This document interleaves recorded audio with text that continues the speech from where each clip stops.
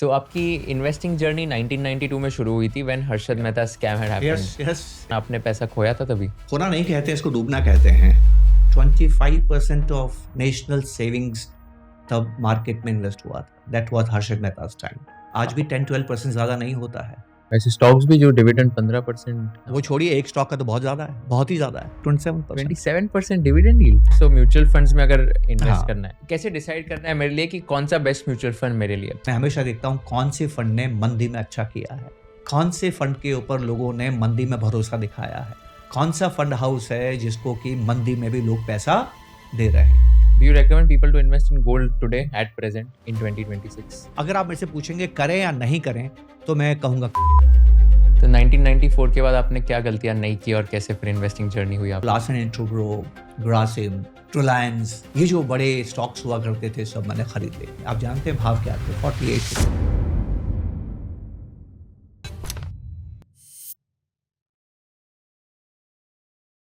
India is currently the fastest growing large economy in the world. And if you want to take real benefit of this growth story, investing in Indian businesses and companies is non-negotiable. Whether you're already investing in markets or just starting your investing journey, Grow is one of the platforms to do it. Grow's interface is very clean and intuitive. Here you can trade stocks, mutual funds, ETFs, IPOs, bonds, even commodities, all from one app. Portfolio tracking is also very structured. You can see performance, understand sector allocation, and get a complete breakdown of your investments in just a few tabs. And because of this simplicity and trust, Grow has become India's largest stockbroker today. Check out the Grow app today for more details and stay tuned for this entire episode of Conversation with Kushal.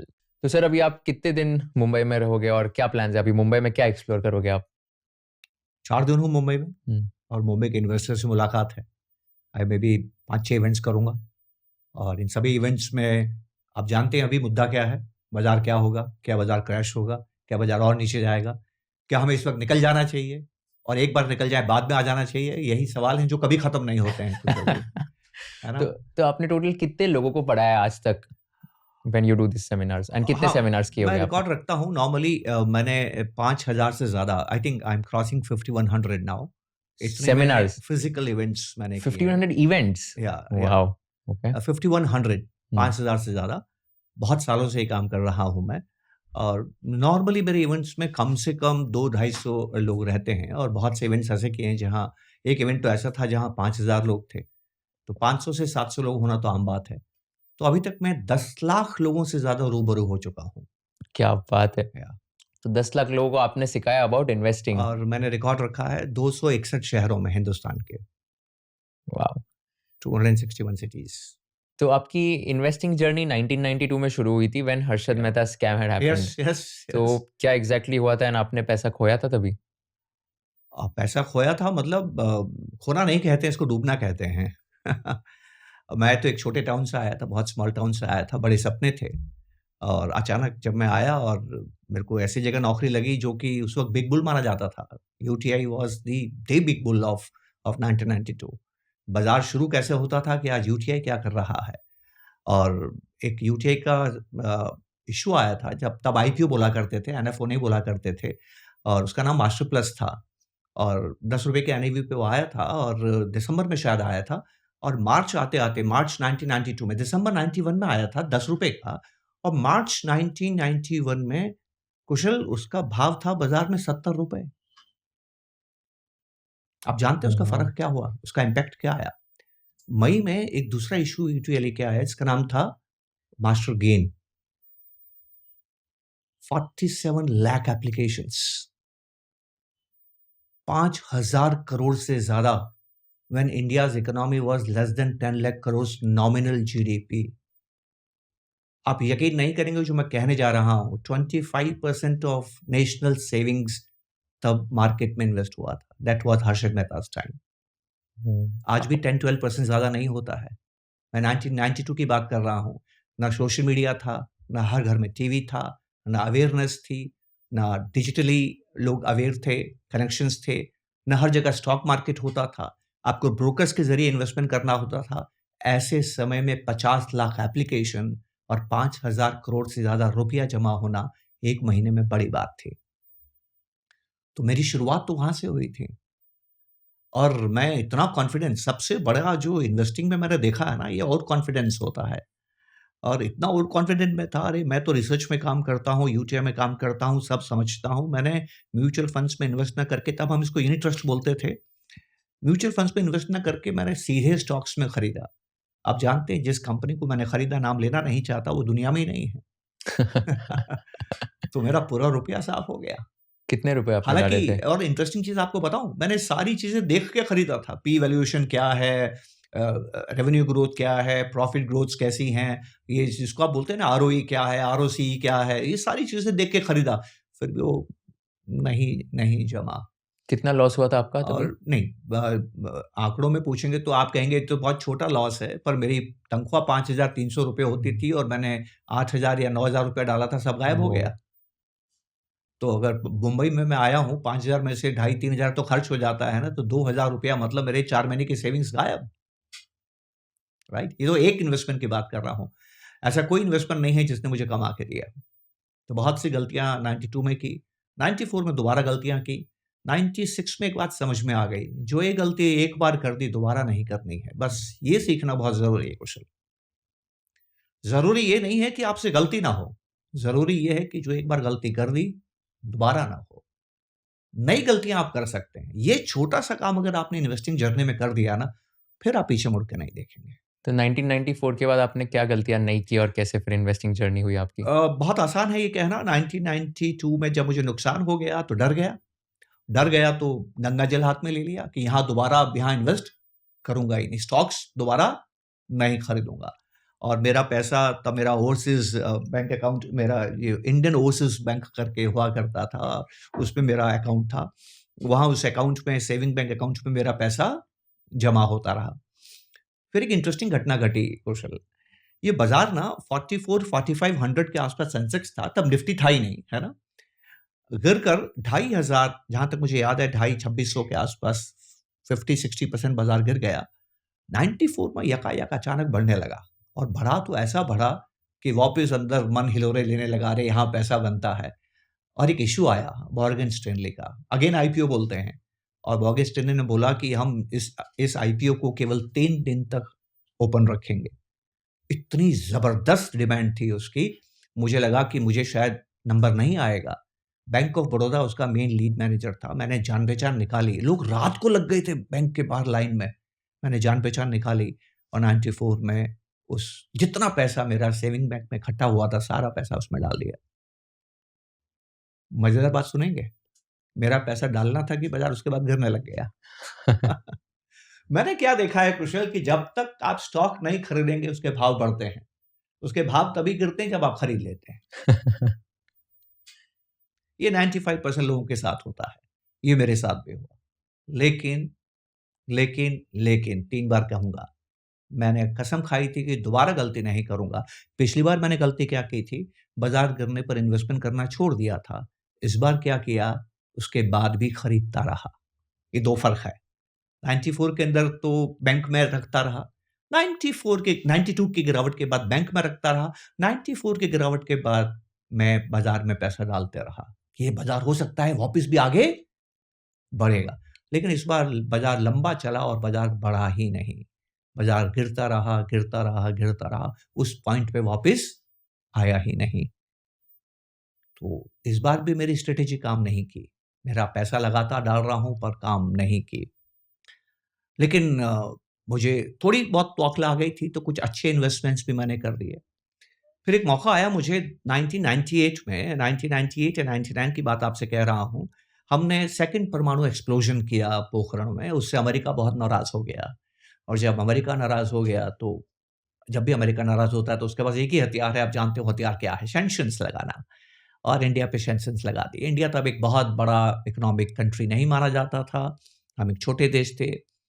तो उसका impact ये आया कि बाज़ार बहुत छुई में ही रहता था, हमारा बाज़ार गिरने लगा और तेज़ी से हमारा बाज़ार गिरने लगा। उस वक़्त मुझे थोड़ी अक्ल ज़्यादा आ गई थी, तो मुझे लगा कि ऐसा बाज़ार जो गिर रहा है या कमज़ोर हो रहा है, स्टॉक्स के जो भाव गिर रहे हैं, ऐसे में मुझे केवल म्यूचुअल फंड्स में पैसा नहीं रखना चाहिए, मुझे कुछ अच्छे स्टॉक्स लेने चाहिए, वो स्टॉक्स जिसके बिना आप हिंदुस्तान की कल्पना नहीं कर सकते हैं। तो Larsen and Toubro, Grasim, Reliance, ये जो बड़े स्टॉक्स हुआ करते थे सब मैंने खरीद लिए। कुशल, यू वोंट बिलीव मी, आप जानते हैं भाव क्या थे? ₹48, ₹42, ₹56। इन भाव पे मैंने इन स्टॉक्स को खरीदा और उसके बाद ये शायद 1 साल में दुगने हो गए। और जब ये 1 साल में दुगने हो गए कुशल, उसके बाद नया ज़माना आया, इसको बोलते हैं डॉट कॉम का ज़माना। और 98 में जो पर लगे कंप्यूटर्स और सॉफ्टवेयर्स की फर्म्स को, गुजरात में तो बहुत सी कंपनियाँ ऐसी थी जिनका कोई लेना-देना नहीं है टेक्नोलॉजी के सामने, पर उनका नाम रख गया डॉट कॉम। जिसको देखो dot com, dot com, dot com. तो मैंने इन अच्छे शेयर्स को जिनको मैंने ज्वेल्स ऑफ इंडिया सोच के खरीदा था, इन सबको मैंने बेचना शुरू किया और मैंने भागते हुए शेयर्स पकड़े। Silver line, Pentamedia, DSQ software, Polaris, Himachal futuristic. आप तो बहुत यंग हैं, नाम सुने आपने इनके? थोड़े-थोड़े सुने मैंने, सारे के राइट। नहीं। आज वो कोई भी नहीं है। सोचिए, Larsen and Toubro, Reliance, Grasim बेच के मैं क्या खरीद रहा हूँ? और किस भाव पे खरीदे? आसमान की ऊंचाइयों के भाव के ऊपर खरीदे। तो फिर मुझे नुकसान हो गया। तो तीसरी चीज मैंने क्या सीखी? इक्विटी में पैसा केवल इक्विटी में पैसा डालने से नहीं बनता है, इक्विटी में पैसा बॉन्ड्स में डालने से भी बनता है। क्योंकि बाजार ऊपर नीचे होता है, बाजार नीचाइयों पे जाता है, बाजार आपको मौका देता है, बाजार आपको अच्छी वैल्यूएशंस देता है और उस समय आपके पास वो पैसा होना चाहिए जो आपने सुरक्षित रखा है। उस वक्त वो पैसा आपके लिए काम आता है। 98 के बाद में आप यकीन नहीं करेंगे, मैंने बॉन्ड्स में इन्वेस्टमेंट करना शुरू किया और आप जानते हैं इसलिए नहीं कि मुझे बॉन्ड्स अच्छे लगते थे, इसलिए कि जब वक्त आएगा ये पैसा बॉन्ड से निकाल के इक्विटीज में डालूंगा। मैं रिलायंस बेचकर सिल्वर लाइन नहीं खरीदूंगा, एक इक्विटी बेच के दूसरी इक्विटी नहीं खरीदूंगा, बॉन्ड बेच के इक्विटी खरीदूंगा। फिर 2001 की जो मंदी आई, तब अकल भी थी और पैसा भी था। उसके बाद कुशल सर पीछे मुड़ के नहीं देखा। तो 10 साल मैंने पैसा खोया है, कमाया नहीं है। पर उस 10 साल ने मुझे इतना सिखा दिया, इतना समझा दिया कि इस बाजार में पैसा कैसे बनता है। इस बाजार में पैसा बनता है सिर्फ और सिर्फ एसेट एलोकेशन से। अगर इक्विटी को बॉन्ड का सहारा मिल जाए, तो बस आपको कोई शक्ति यहाँ पर पैसा बनाने से रोक नहीं सकती है। अगर आपने बॉन्ड का सहारा नहीं लिया, तो कुशल मैंने क्या नोट किया है, मेरा अनुभव है, हो सकता है मैं गलत हूँ, हो सकता है मेरे से कोई इस बात पे इत्तेफाक ना रखे। बाजार में जब भी मौका होगा ना, आपके पास पैसा नहीं होगा। हुँ।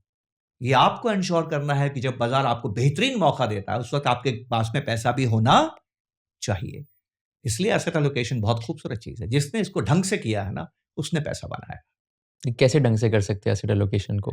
बहुत आसान है, देखिए कि आपको 3 या 4 चीज़ें करनी हैं। सबसे पहले तो आपको क्या चीज़ करनी है कुशल, मैं थोड़ा वक़्त लूँगा इसको करने के लिए। एक इंसान के रूप में ना हमारे अंदर जो सबसे बड़ी भावना है, जो सबसे बड़ा हमारा भाव है, वो है डरना। क्योंकि हम इंसान हैं और इंसान इस रूप में जो हमारा और मेरा और आपका रूप है, इसको हम होमो सेपियंस कहते हैं और कहते हैं कि इस रूप में हम दुनिया से 3 लाख साल से हैं।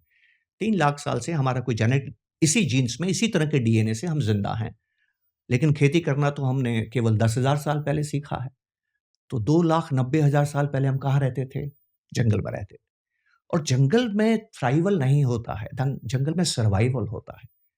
जंगल में आप वेल्थ ग्रो नहीं करते हैं। जंगल में आप अपने प्राण को बचा के रखते हैं क्योंकि जान कहीं से भी जा सकती है।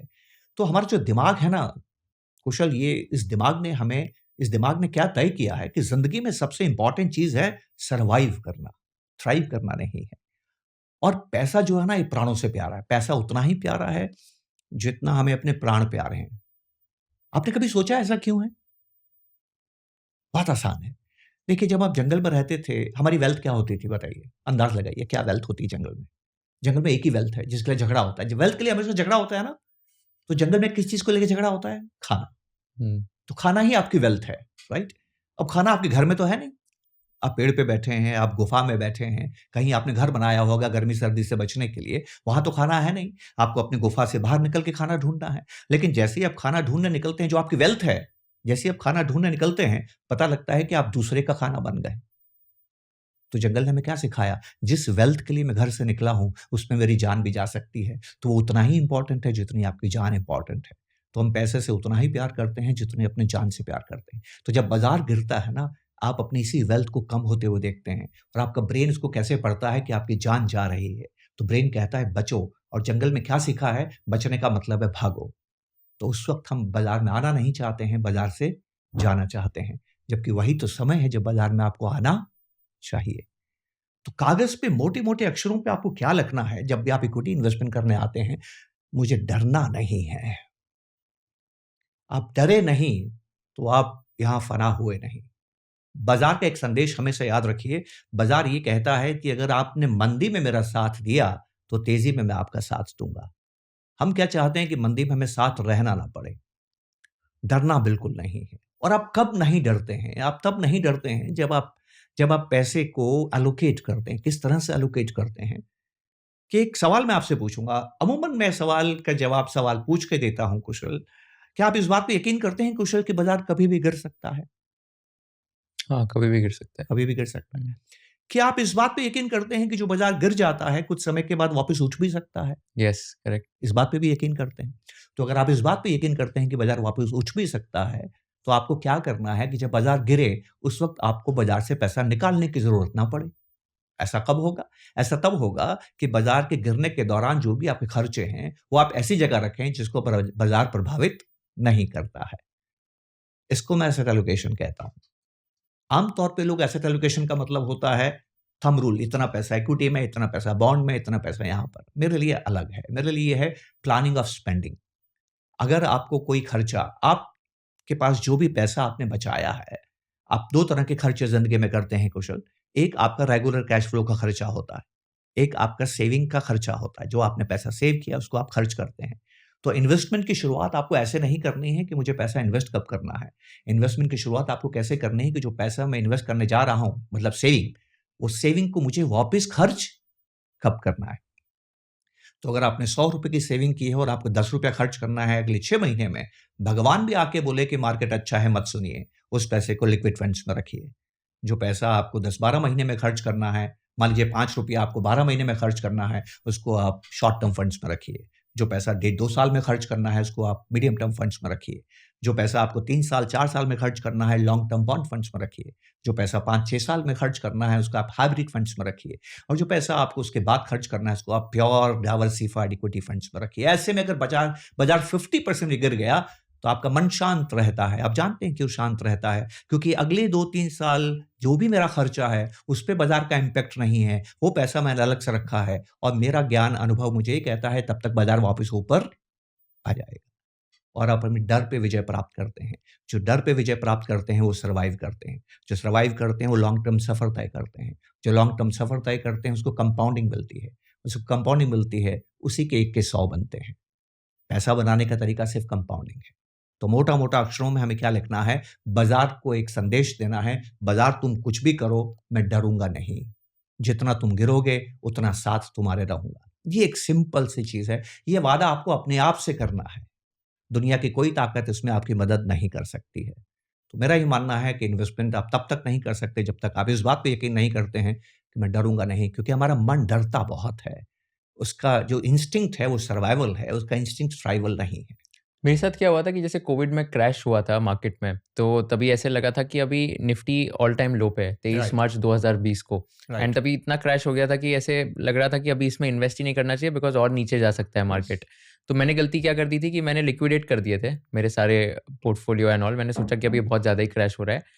एंड देन बाद में रियलाइज़ हुआ कि 23 मार्च 2020 के बाद से जो रिकवर हुआ है मार्केट, वो तो मतलब कुछ ज़्यादा ही तेज़ी से ग्रो हुआ है। एंड मैंने वहाँ पर गलती क्या की कि जो भी मेरे एसआईपीज़ थे, जो भी मेरे स्टॉक इन्वेस्टमेंट्स थे, सब मैंने लिक्विडेट कर दिए।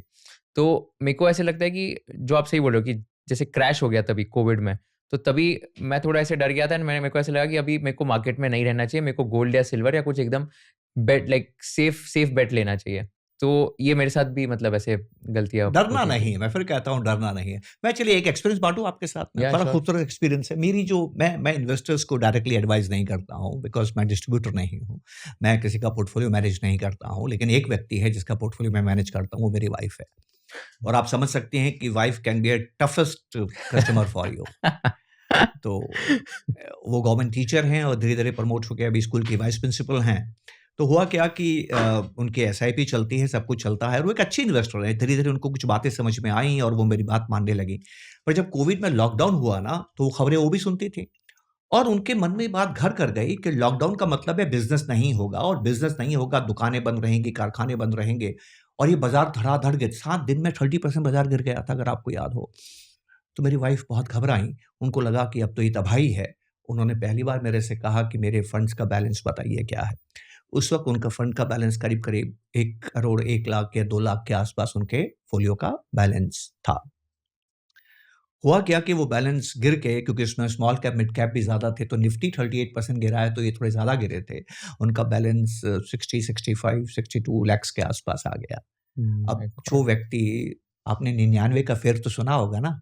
अगर कोई 1 करोड़ से लाख में आ जाए, तो आप जानते हैं कि कितनी ज़बरदस्त तरीके से उनको परेशानी हो गई। आनन-फानन में उन्होंने मुझे आदेश दिया, मेरा पैसा आज का आज निकालो।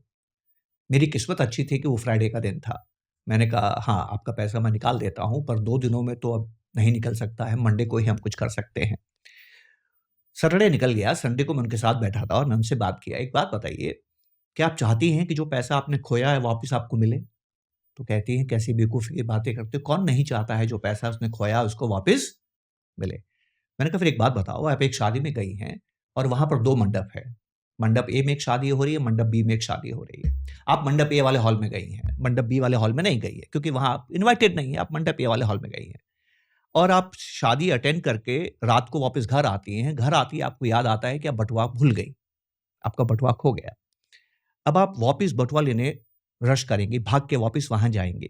आप कहाँ पर जाएँगी? मंडप ए में जाएँगी जो शादी आपने अटेंड की थी, कि मंडप बी में भी जाके अपना बटुआ ढूँढेंगी?"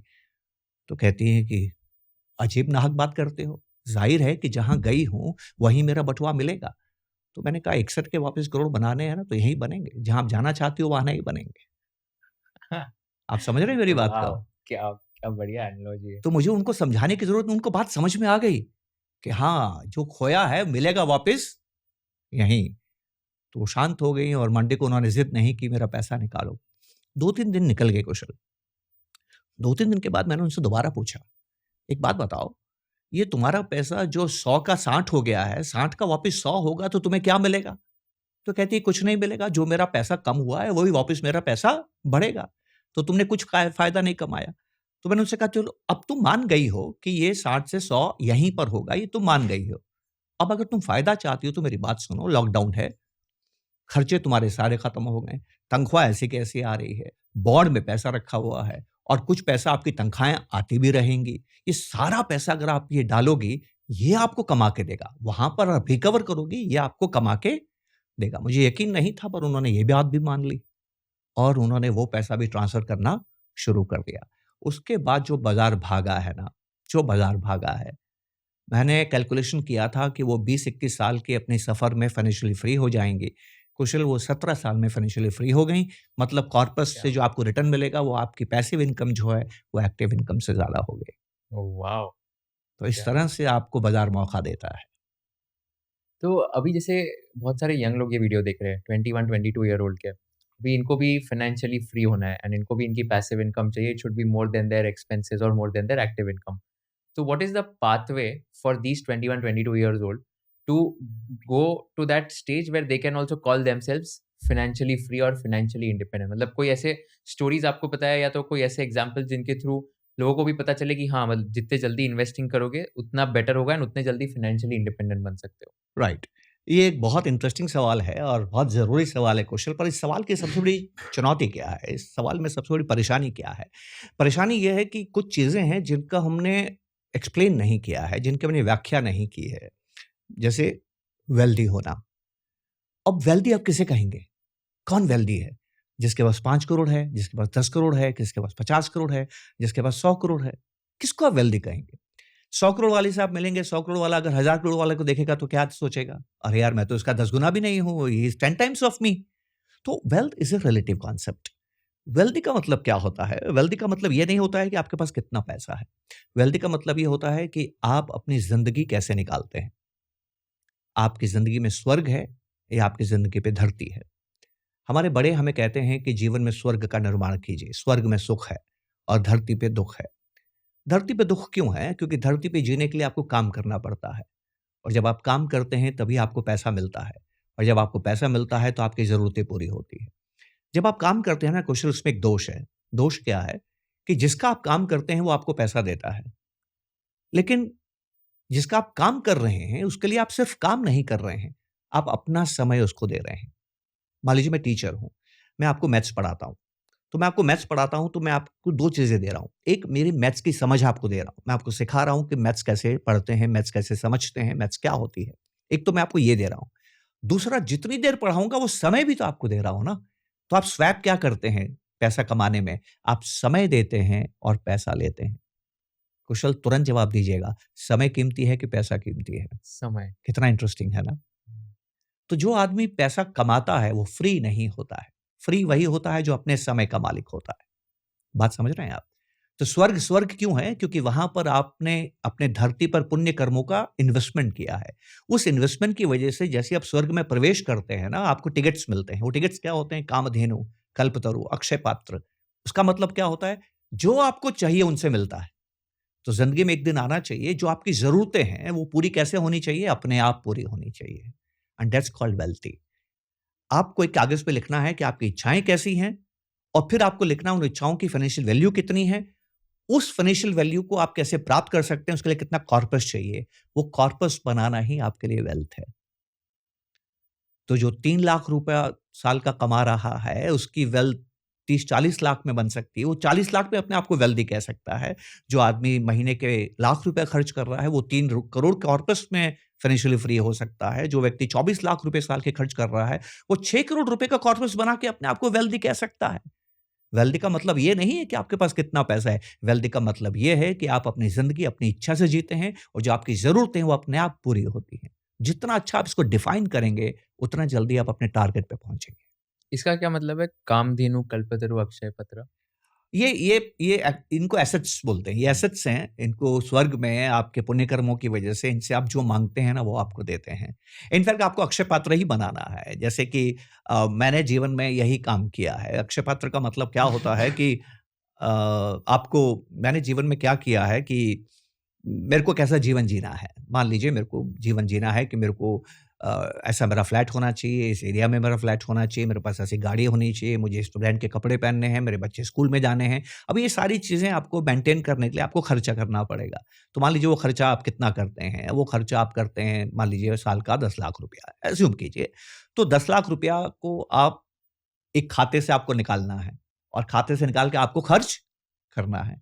अगले साल क्या होगा कि 10 लाख रुपया महँगाई की वजह से वही जीवन स्तर मेंटेन करने के लिए आपको 10 लाख नहीं, आपको 10 लाख 50,000 रुपए की ज़रूरत पड़ेगी। 5% मान लीजिए इन्फ्लेशन है।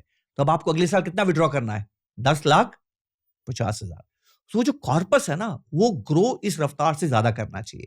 अगर आपका कॉर्पस 8% से ग्रो कर रहा है, तो आप 5% विथड्रॉ कर सकते हैं। अगर आपका कॉर्पस 9% से ग्रो कर रहा है, आप 6% विथड्रॉ कर सकते हैं। अगर आपका कॉर्पस 10% से ग्रो कर रहा है, तो आप 7% विथड्रॉ कर सकते हैं।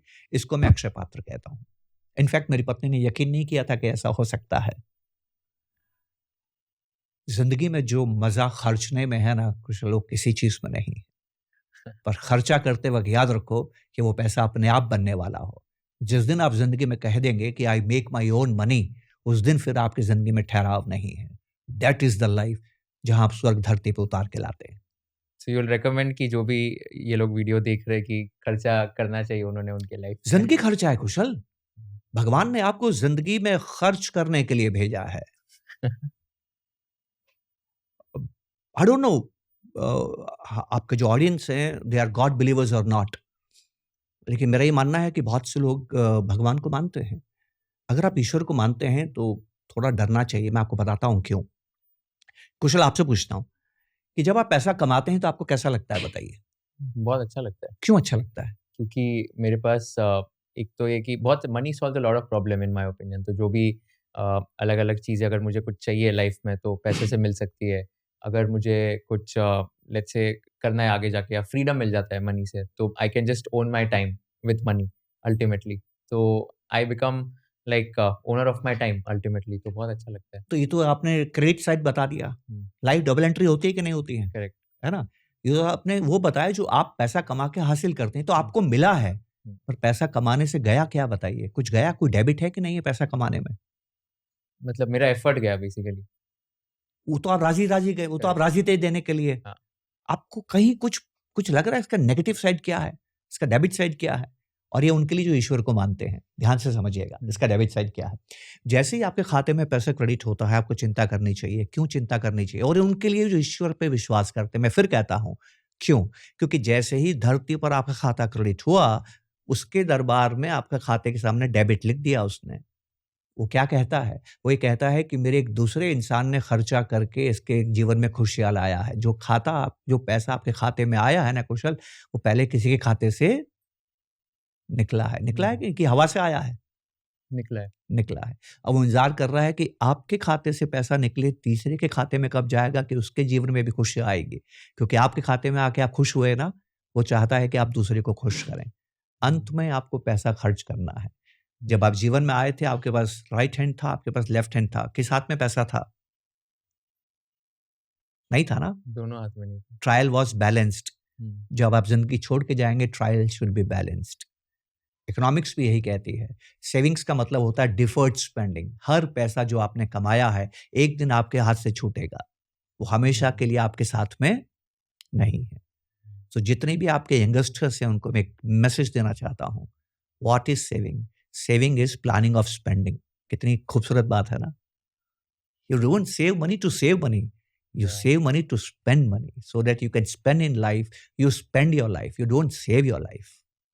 Can you give me an example in your life कि आपने कैसे पैसा कमाने के बाद स्पेंड करना आप शुरू किया था? कौन सी चीज़ों पे and how did life change after that? हाँ, ये बड़ी इंटरेस्टिंग चीज़ है कि आपको पैसा खर्च कैसे करना है और कितना खर्च करना है। देखिए, मैंने आपसे फिर से कहा कि आनंद तब होता है जब आपके पास एसेट्स होते हैं और एसेट्स कमज़ोर नहीं पड़ने चाहिए। तो मैंने ज़िंदगी में अक्षय पात्र बनाया है। अब अक्षय पात्र जब मैंने बनाया है तो मैं खर्चा कैसे तय करता हूँ? अक्षय पात्र का मतलब ये है कि मेरे खाते से पैसा निकलता जाए और बैलेंस भी बढ़ता जाए, वो कम नहीं होना चाहिए। तो इंटरेस्टिंग बात जो मैं आपको कहना चाहता हूँ वो ये है। मान लीजिए अक्षय पात्र बनाते समय आपने ये तय किया कि आप होंडा सिटी से खुश हैं, है ना? लेकिन 2 साल के बाद आपके मन में आ गया कि मुझे तो मर्क चाहिए, वहाँ तकलीफ हो जाएगी। हुँ। तो जब भी आप अपने आप को फाइनेंशियली फ्री करना चाहते हैं, कागज़ पे एक चीज़ लिखिएगा, आपकी इच्छा क्या है? इच्छा ही सब कुछ है। मैं फिर आपको स्क्रिप्चर्स की बात करूँगा, मैं स्क्रिप्चर्स बहुत पढ़ता हूँ। इंडियन स्क्रिप्चर्स जो है ना, वो धर्म है, इट्स नॉट रिलीजन। रिलीजन का मतलब होता है कि आप पूजा पद्धति क्या है, राइट? धर्म का मतलब होता है आप जीवन कैसे जीना है। धर्म में ईश्वर का ही नहीं है, धर्म है right way of living life. Religion में गॉड की बात होती है, रिलीजन में रिचुअल्स की बात होती है, रिलीजन में पूजा पद्धति की बात होती है। यहाँ पूजा पद्धति की बात नहीं होती है, आपको जीवन कैसे जीना है। तो हमारे जीवन में कहा गया है कि हर एक को इच्छाएं पूरी करनी है। इस धरती पर आप आए हैं अपनी इच्छा पूरी करने के लिए। इंटरेस्टिंगली आपको बताऊं, धरती के 2 नाम हैं, इच्छा लोक और मृत्यु लोक। यहाँ जो आया है मृत्यु को प्राप्त करता है और यहाँ जो आया है, अगर वो इच्छा को प्राप्त करता है तो वो मोक्ष को प्राप्त करता है। तो सैल्वेशन, इमेंसिपेशन हमारे लाइफ का सबसे बड़ा एम माना गया है। अब इमेंसिपेशन, सैल्वेशन किसको मिलता है? आप जानते हैं कुशल, जिसकी इच्छाएं पूरी होती है। तो कागज पे लिखिए, जिंदगी में आपको अपनी सारी इच्छाएं पूरी करनी है। लेकिन सावधान, इच्छा किसे कहते हैं? मैं अपनी गर्लफ्रेंड को खुश करना चाहता हूं और कहता हूं कि मैं तेरे लिए चांद भी तोड़ के ला सकता हूं। तब आपकी इच्छा है चांद को तोड़ के लाने की। 3 चीजें पूरी होनी चाहिए। पहली, आपको चांद लाने की इच्छा होनी चाहिए, विलिंगनेस होनी चाहिए। मुझे विलिंगनेस है कि अपनी गर्लफ्रेंड को चांद तोड़ के देना चाहता हूं। जो चीज आप देना चाहते हो दुनिया में होनी चाहिए। चांद है, अवेलेबल है, मैं चांद तोड़ के दे सकता हूं, पर क्या मेरे में चांद तोड़ के देने की क्षमता है?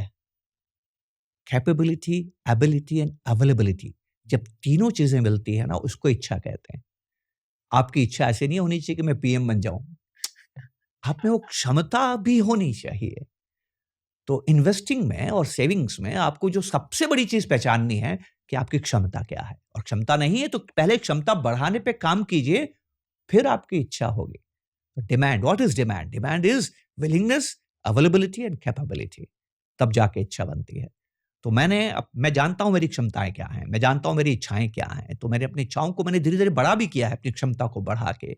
तो आज की तारीख में मेरी जो भी इच्छाएं हैं, मैं बिना किसी डर के आपको कुशल कह सकता हूं कि मैं अगर एक पैसा भी नहीं कमाऊं तब भी अपने जीवन को, उन इच्छाओं को पूरी कर सकता हूं। कैसे? मेरे पास अक्षय पात्र है। मैंने पैसा से पैसा बनाने, कंपाउंडिंग में आ गया हूं, और कंपाउंडिंग की शक्ति, यही कंपाउंडिंग की शक्ति है। अगर आप अपनी इच्छा के अनुसार खर्च करेंगे, इच्छा व्याख्या याद रखिएगा, राइट? अगर आप अपनी इच्छा के अनुसार खर्च करेंगे तो आपको कितना कॉर्पस चाहिए वही तो आपको बनाना है। चलिए इसका फ़ॉर्मूला भी है 0.04, जो आपकी इच्छाएँ हैं ना, उस कॉर्पस उस खर्चे को मल्टीप्लाई डिवाइडेड बाय 0.04 कीजिए। जैसे मल्टीप्लाइड आपको बाय 25। हाँ, मल्टीप्लाई बाय 0.04 से डिवाइड कीजिए। आपको साल के 25 लाख रुपए खर्च करने हैं, 0.04 से डिवाइड कीजिए। आपको उस जीवन स्तर को मेंटेन करने के लिए कभी पैसे की कमी नहीं आएगी। हाँ, इच्छा बदल गई तो बात अलग है। तो जैसे 25 लाख पे मैंने इसको डिवाइड किया 0.04 से, ये हो गया 6.25 करोड़। यस। तो अभी इसका क्या मतलब है कि 6.25 करोड़ अगर मेरे पास कॉर्पस है, हाँ, तो मैं अगर कुछ भी पैसा नहीं भी कमाऊँ तो भी मैं मेरी इच्छा एग्ज़ैक्टली पूरी बस कर आपको सकता एक हूँ। चीज़ एन्श्योर करनी है कि अपने इन्वेस्टमेंट को अच्छे एडवाइज़र को पकड़ के 6-7% से ग्रो करना है। ओके, ये नहीं कि आपने उसको सॉरी, ये नहीं कि आपने उसको सवा 6 करोड़ रुपया निकाल के आपने बैंक में मतलब तिजोरी में रख लिया। वो भी काम करना पैसा काम करना चाहिए, करेक्ट। राइट? तो अगर आप वो करेंगे, आपका खाते का बैलेंस भी बढ़ता रहेगा और आपकी इच्छाएँ भी पूरी होती रहेंगी। तो एक बार इस पे बताओगे कि आपने बताया था एक इंटरव्यू में कि SIP plus SWP is equal to Akshay Patra. तो वो एसआईपी और एसडब्ल्यूपी का क्या इंपॉर्टेंस है? यस, यही वो इंटरेस्टिंग चीज़ मैं आपको कहना चाहता हूँ। That's what we have to understand. ये मैं एग्जांपल पहले भी दे चुका हूँ। हम लोग साल में सिर्फ एक बार पोर्टफोलियो देखती हैं मेरी वाइफ, मैं और मेरी वाइफ ज़्यादातर जब उसमें कुछ चेंजेस करने होते हैं और वो दिन धनतेरस का दिन होता है और उस दिन मैंने वाइफ से यही कहा कि अब आपका समय आ गया कि यहाँ से अब आप विथड्रॉ करके खर्च करना शुरू कीजिए, राइट? खर्च करना क्यों ज़रूरी है? क्योंकि जो मज़ा खर्च करने में है वो किसी चीज़ में नहीं है। आप थोड़ा आसानी से समझने की कोशिश कीजिएगा कि इच्छा का और मुक्ति का रिलेशन क्या है? मैं पिता बना कुशल, मेरा बेटा धीरे-धीरे बड़ा हुआ। वो जब ढाई 3 साल का हो गया तब तक उसमें कॉन्शसनेस आ गई खिलौनों की। खिलौने क्या चीज़ होते हैं? तो जब भी हम बाज़ार में जाते हैं उसको खिलौना चाहिए और बहुधा खिलौने जो वो पसंद करता था थोड़े महँगे होते थे। मैं तो नौकरी करता था, मुझे लगता था ये फ़िज़ूल खर्ची है, मुझे खिलौना नहीं खरीदना चाहिए। लेकिन वो वहीं पर ज़िद करता था, फ्लोर पे सो जाता था, मुझे खिलौना चाहिए तो चाहिए। पेरेंट्स क्या करेंगे? इसको खिलौना दिलाता था। वो खिलौने से इतनी मोहब्बत करता था कुशल कि 24 घंटे उसके साथ रहता था। रात को सोता था तो अपने सीने से लगा के उस खिलौने को रात को सोता था। धीरे-धीरे वक़्त गुज़रा, वो बड़ा हो गया। वो खिलौना आज उसको याद भी नहीं है कुशल, क्यों बताइए? क्यों? क्योंकि उसकी लाइफ में और ज़्यादा इम्पोर्टेंट चीज़ें आ गई है अभी। तो एग्ज़ैक्टली। जब तक आपकी इच्छा पूरी नहीं होती है ना, तब तक समझ में नहीं आता है चिट्ठा बेकार की थी। हुँ, इच्छा को पूरी करके ही समझ में आता है कि उसका जीवन में कोई ख़ास मूल्य नहीं है। नहीं है। तो मुक्ति उसी को मिलती है जो इच्छा पूरी करता है। इसीलिए धरती को इच्छा लोग कहते हैं। बच्चे के लिए खिलौना है, मेरे लिए दूसरी इच्छाएँ हैं। अगर आप इच्छा पूरी नहीं करेंगे तो मोक्ष नहीं मिलेगा। लेकिन फिर सावधानी से समझिएगा, धर्म में राइट होता है, right and wrong, right way of living. आपकी इच्छाएँ धार्मिक होनी चाहिए। अधार्मिक आपकी इच्छा भी हो सकता है किसी का कत्ल कर दूँ, वो इच्छा नहीं होती है, right? It has to be right way of righteousness जिसको आप बोलते हैं। तो इच्छा पूरी करना और हर इच्छा पैसा खर्चने से पूरी होती है। तो इन्वेस्टिंग आप क्यों करते हैं? गोल्स के लिए करते हैं। इन्वेस्टिंग आप क्यों करते हैं? ताकि आप हर इच्छा, अपना हर खर्चा पूरा कर सकें, इसलिए करते हैं। सेविंग्स को मैं बोलता हूँ डिफर्ड स्पेंडिंग। ये पैसा जो आपने बचाया है, इसको कल जाके आपको खर्च करना है, नहीं तो एक दिन आप खुद खर्च हो जाएँगे। आज मेरे माता-पिता जीवन में नहीं हैं, वो चले गए ना, right? This is what we have to understand. So कैसे फिर एसडब्ल्यूपी कैसे प्लान करना चाहिए और इसका क्या इम्पोर्टेंस होता है और मीनिंग भी क्या होता है लाइक एसआईपी और एसडब्ल्यूपी का? देखिए, एसडब्ल्यूपी आपको तब प्लान करनी है जब आप समझ गए हैं कि आपने 0.04 को अटेन कर लिया है। हुँ, उसके बिना अगर आप एसडब्ल्यूपी शुरू करेंगे, तो आपका कॉर्पस खत्म होने लग जाएगा।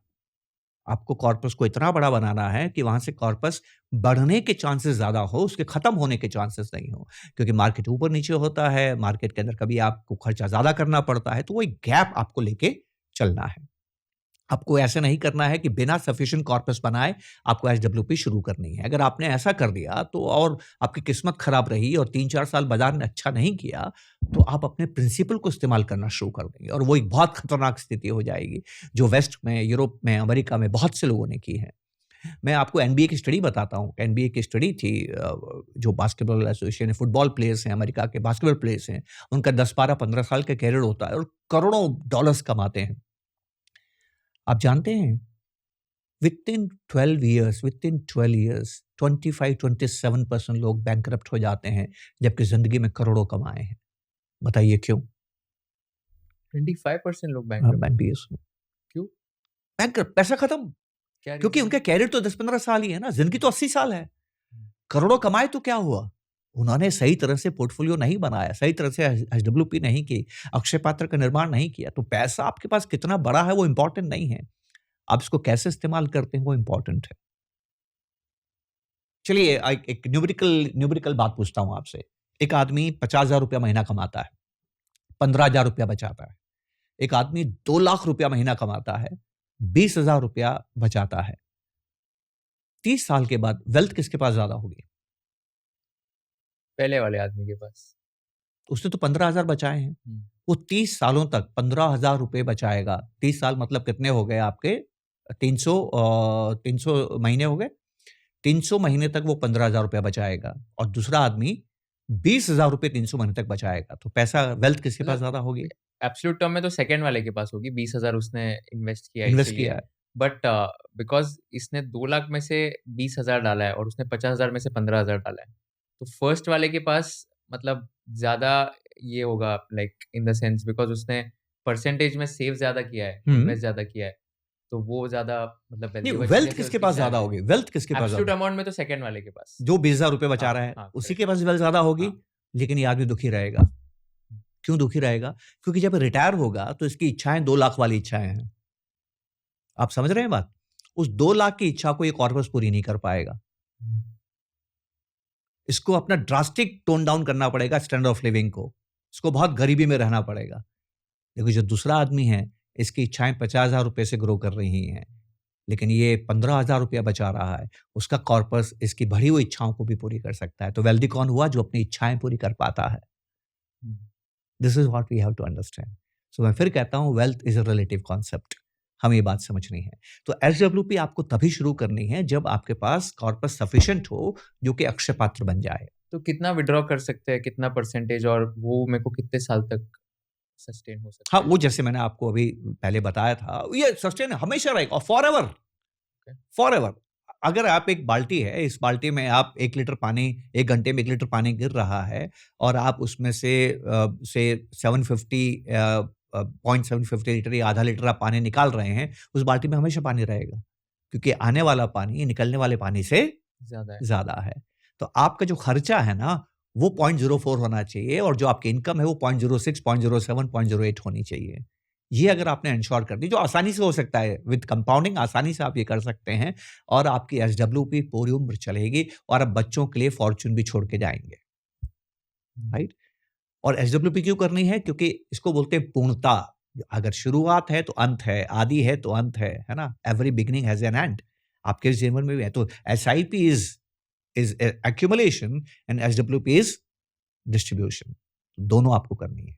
अगर आप ये नहीं करेंगे, तो मैं हमेशा एक मज़ाक में एक बात कहता हूँ कि जो पैसा आपने बचाया है, जो पैसा आपने बढ़ाया है, जो पैसा आपने इन्वेस्ट किया है, अगर इसको आप खर्च नहीं करेंगे, तो ईश्वर दुनिया छोड़ने के बाद आसमान से रोज़ाना शाम को नीचे देखने के लिए कहेगा, "देख तेरा पैसा दूसरा कैसे खर्च कर रहा है।"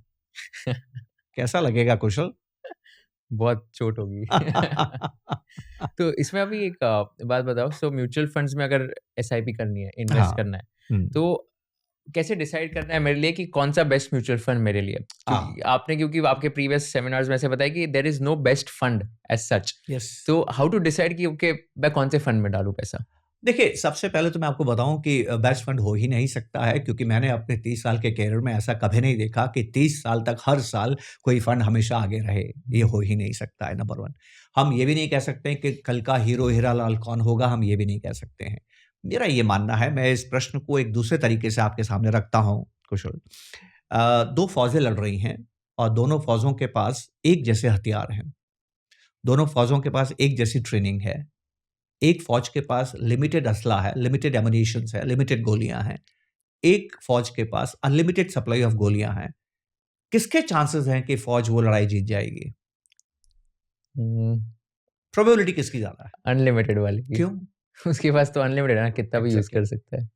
तो फंड मैनेजर कौन-सा अच्छा है, कौन-सा खराब, मैं ये नहीं जानता। हुँ, संकट के समय किस फंड मैनेजर को पैसा मिलता रहता है, वो फंड अच्छा करता है। तो मैं कभी नहीं देखता हूँ कि किस फंड का रिटर्न ज़्यादा है। मैं हमेशा देखता हूँ कौन से फंड ने मंदी में अच्छा किया है। कौन से फंड के ऊपर लोगों ने मंदी में भरोसा दिखाया है। कौन सा फंड हाउस है जिसको कि मंदी में भी लोग पैसा दे रहे हैं? कौन सा फंड हाउस है जिसमें मंदी के अंदर नेगेटिव नेट सेल्स नहीं होती हैं तो कम होती हैं? वो संकट में खड़ा रहता है। तो इन्वेस्टमेंट के अंदर आप ये मत देखिए कि कौन तेज भाग रहा है, क्योंकि मैं आपको एक तेजी में गधे घोड़ों से तेज भागते हैं। मंदी में पता लगता है गधा कौन और घोड़ा कौन। तो आपके कोई प्रीवियस एग्जांपल्स के थ्रू, केस स्टडीज के थ्रू एग्जांपल दे सकते हो कि कब कौन से फंड में आपने डाला था क्रैश के टाइम और कैसे परफॉर्मेंस हुआ था उसका? हाँ, मैं पहले देखा करता था कि थीमेटिक फंड में जाऊँ, सेक्टोरल फंड बड़े दीवाना था मैं, ज़बरदस्त तरीके से जाऊँ, मज़ा आता था। सेक्टरल फंड्स बेसिकली वो होते हैं जो एक सेक्टर पे बेट अब ये लेते हैं। चलेगा, अब ये चलेगा। हम ओके। बातें करते हैं ना भई, अब ये चलेगा, अब ये चलेगा, अब ये चलेगा, और मैंने हुँ। देखा कि सेक्टोरल फंड्स चलते हैं और फिर नहीं चलना, एकदम से बंद हो जाते हैं। और सेक्टोरल फंड्स में भी पैसा किसको दे रहा हूँ? फंड मैनेजर को दे रहा हूँ। तो डबल फंड मैनेजमेंट क्यों करना है? तो मुझे हमेशा लगा आपको हमेशा ऐसे फंड में पैसा देना चाहिए कुशल, जिसमें कि फंड मैनेजर को आप ये ताकत देते हैं कि भैया जहाँ मौका है डालो। मैं क्यों उसके हाथ बाँधूँ कि यहीं पैसा डालो?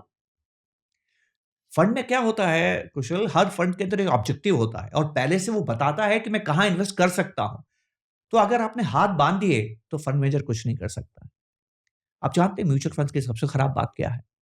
सबसे खराब बात ये है कि म्यूचुअल फंड इक्विटी स्कीम्स को जब आप पैसा देते हैं, उसको पैसा डालना ही है, चाहे डालने का अच्छा समय हो या बुरा समय। बुरा समय हो, ठीक है? तो हमेशा फंड मैनेजर को ऐसा चुनिए जिसके पास में ये ताकत हो कि मैं 15-20% भी कैश रख सकता हूँ।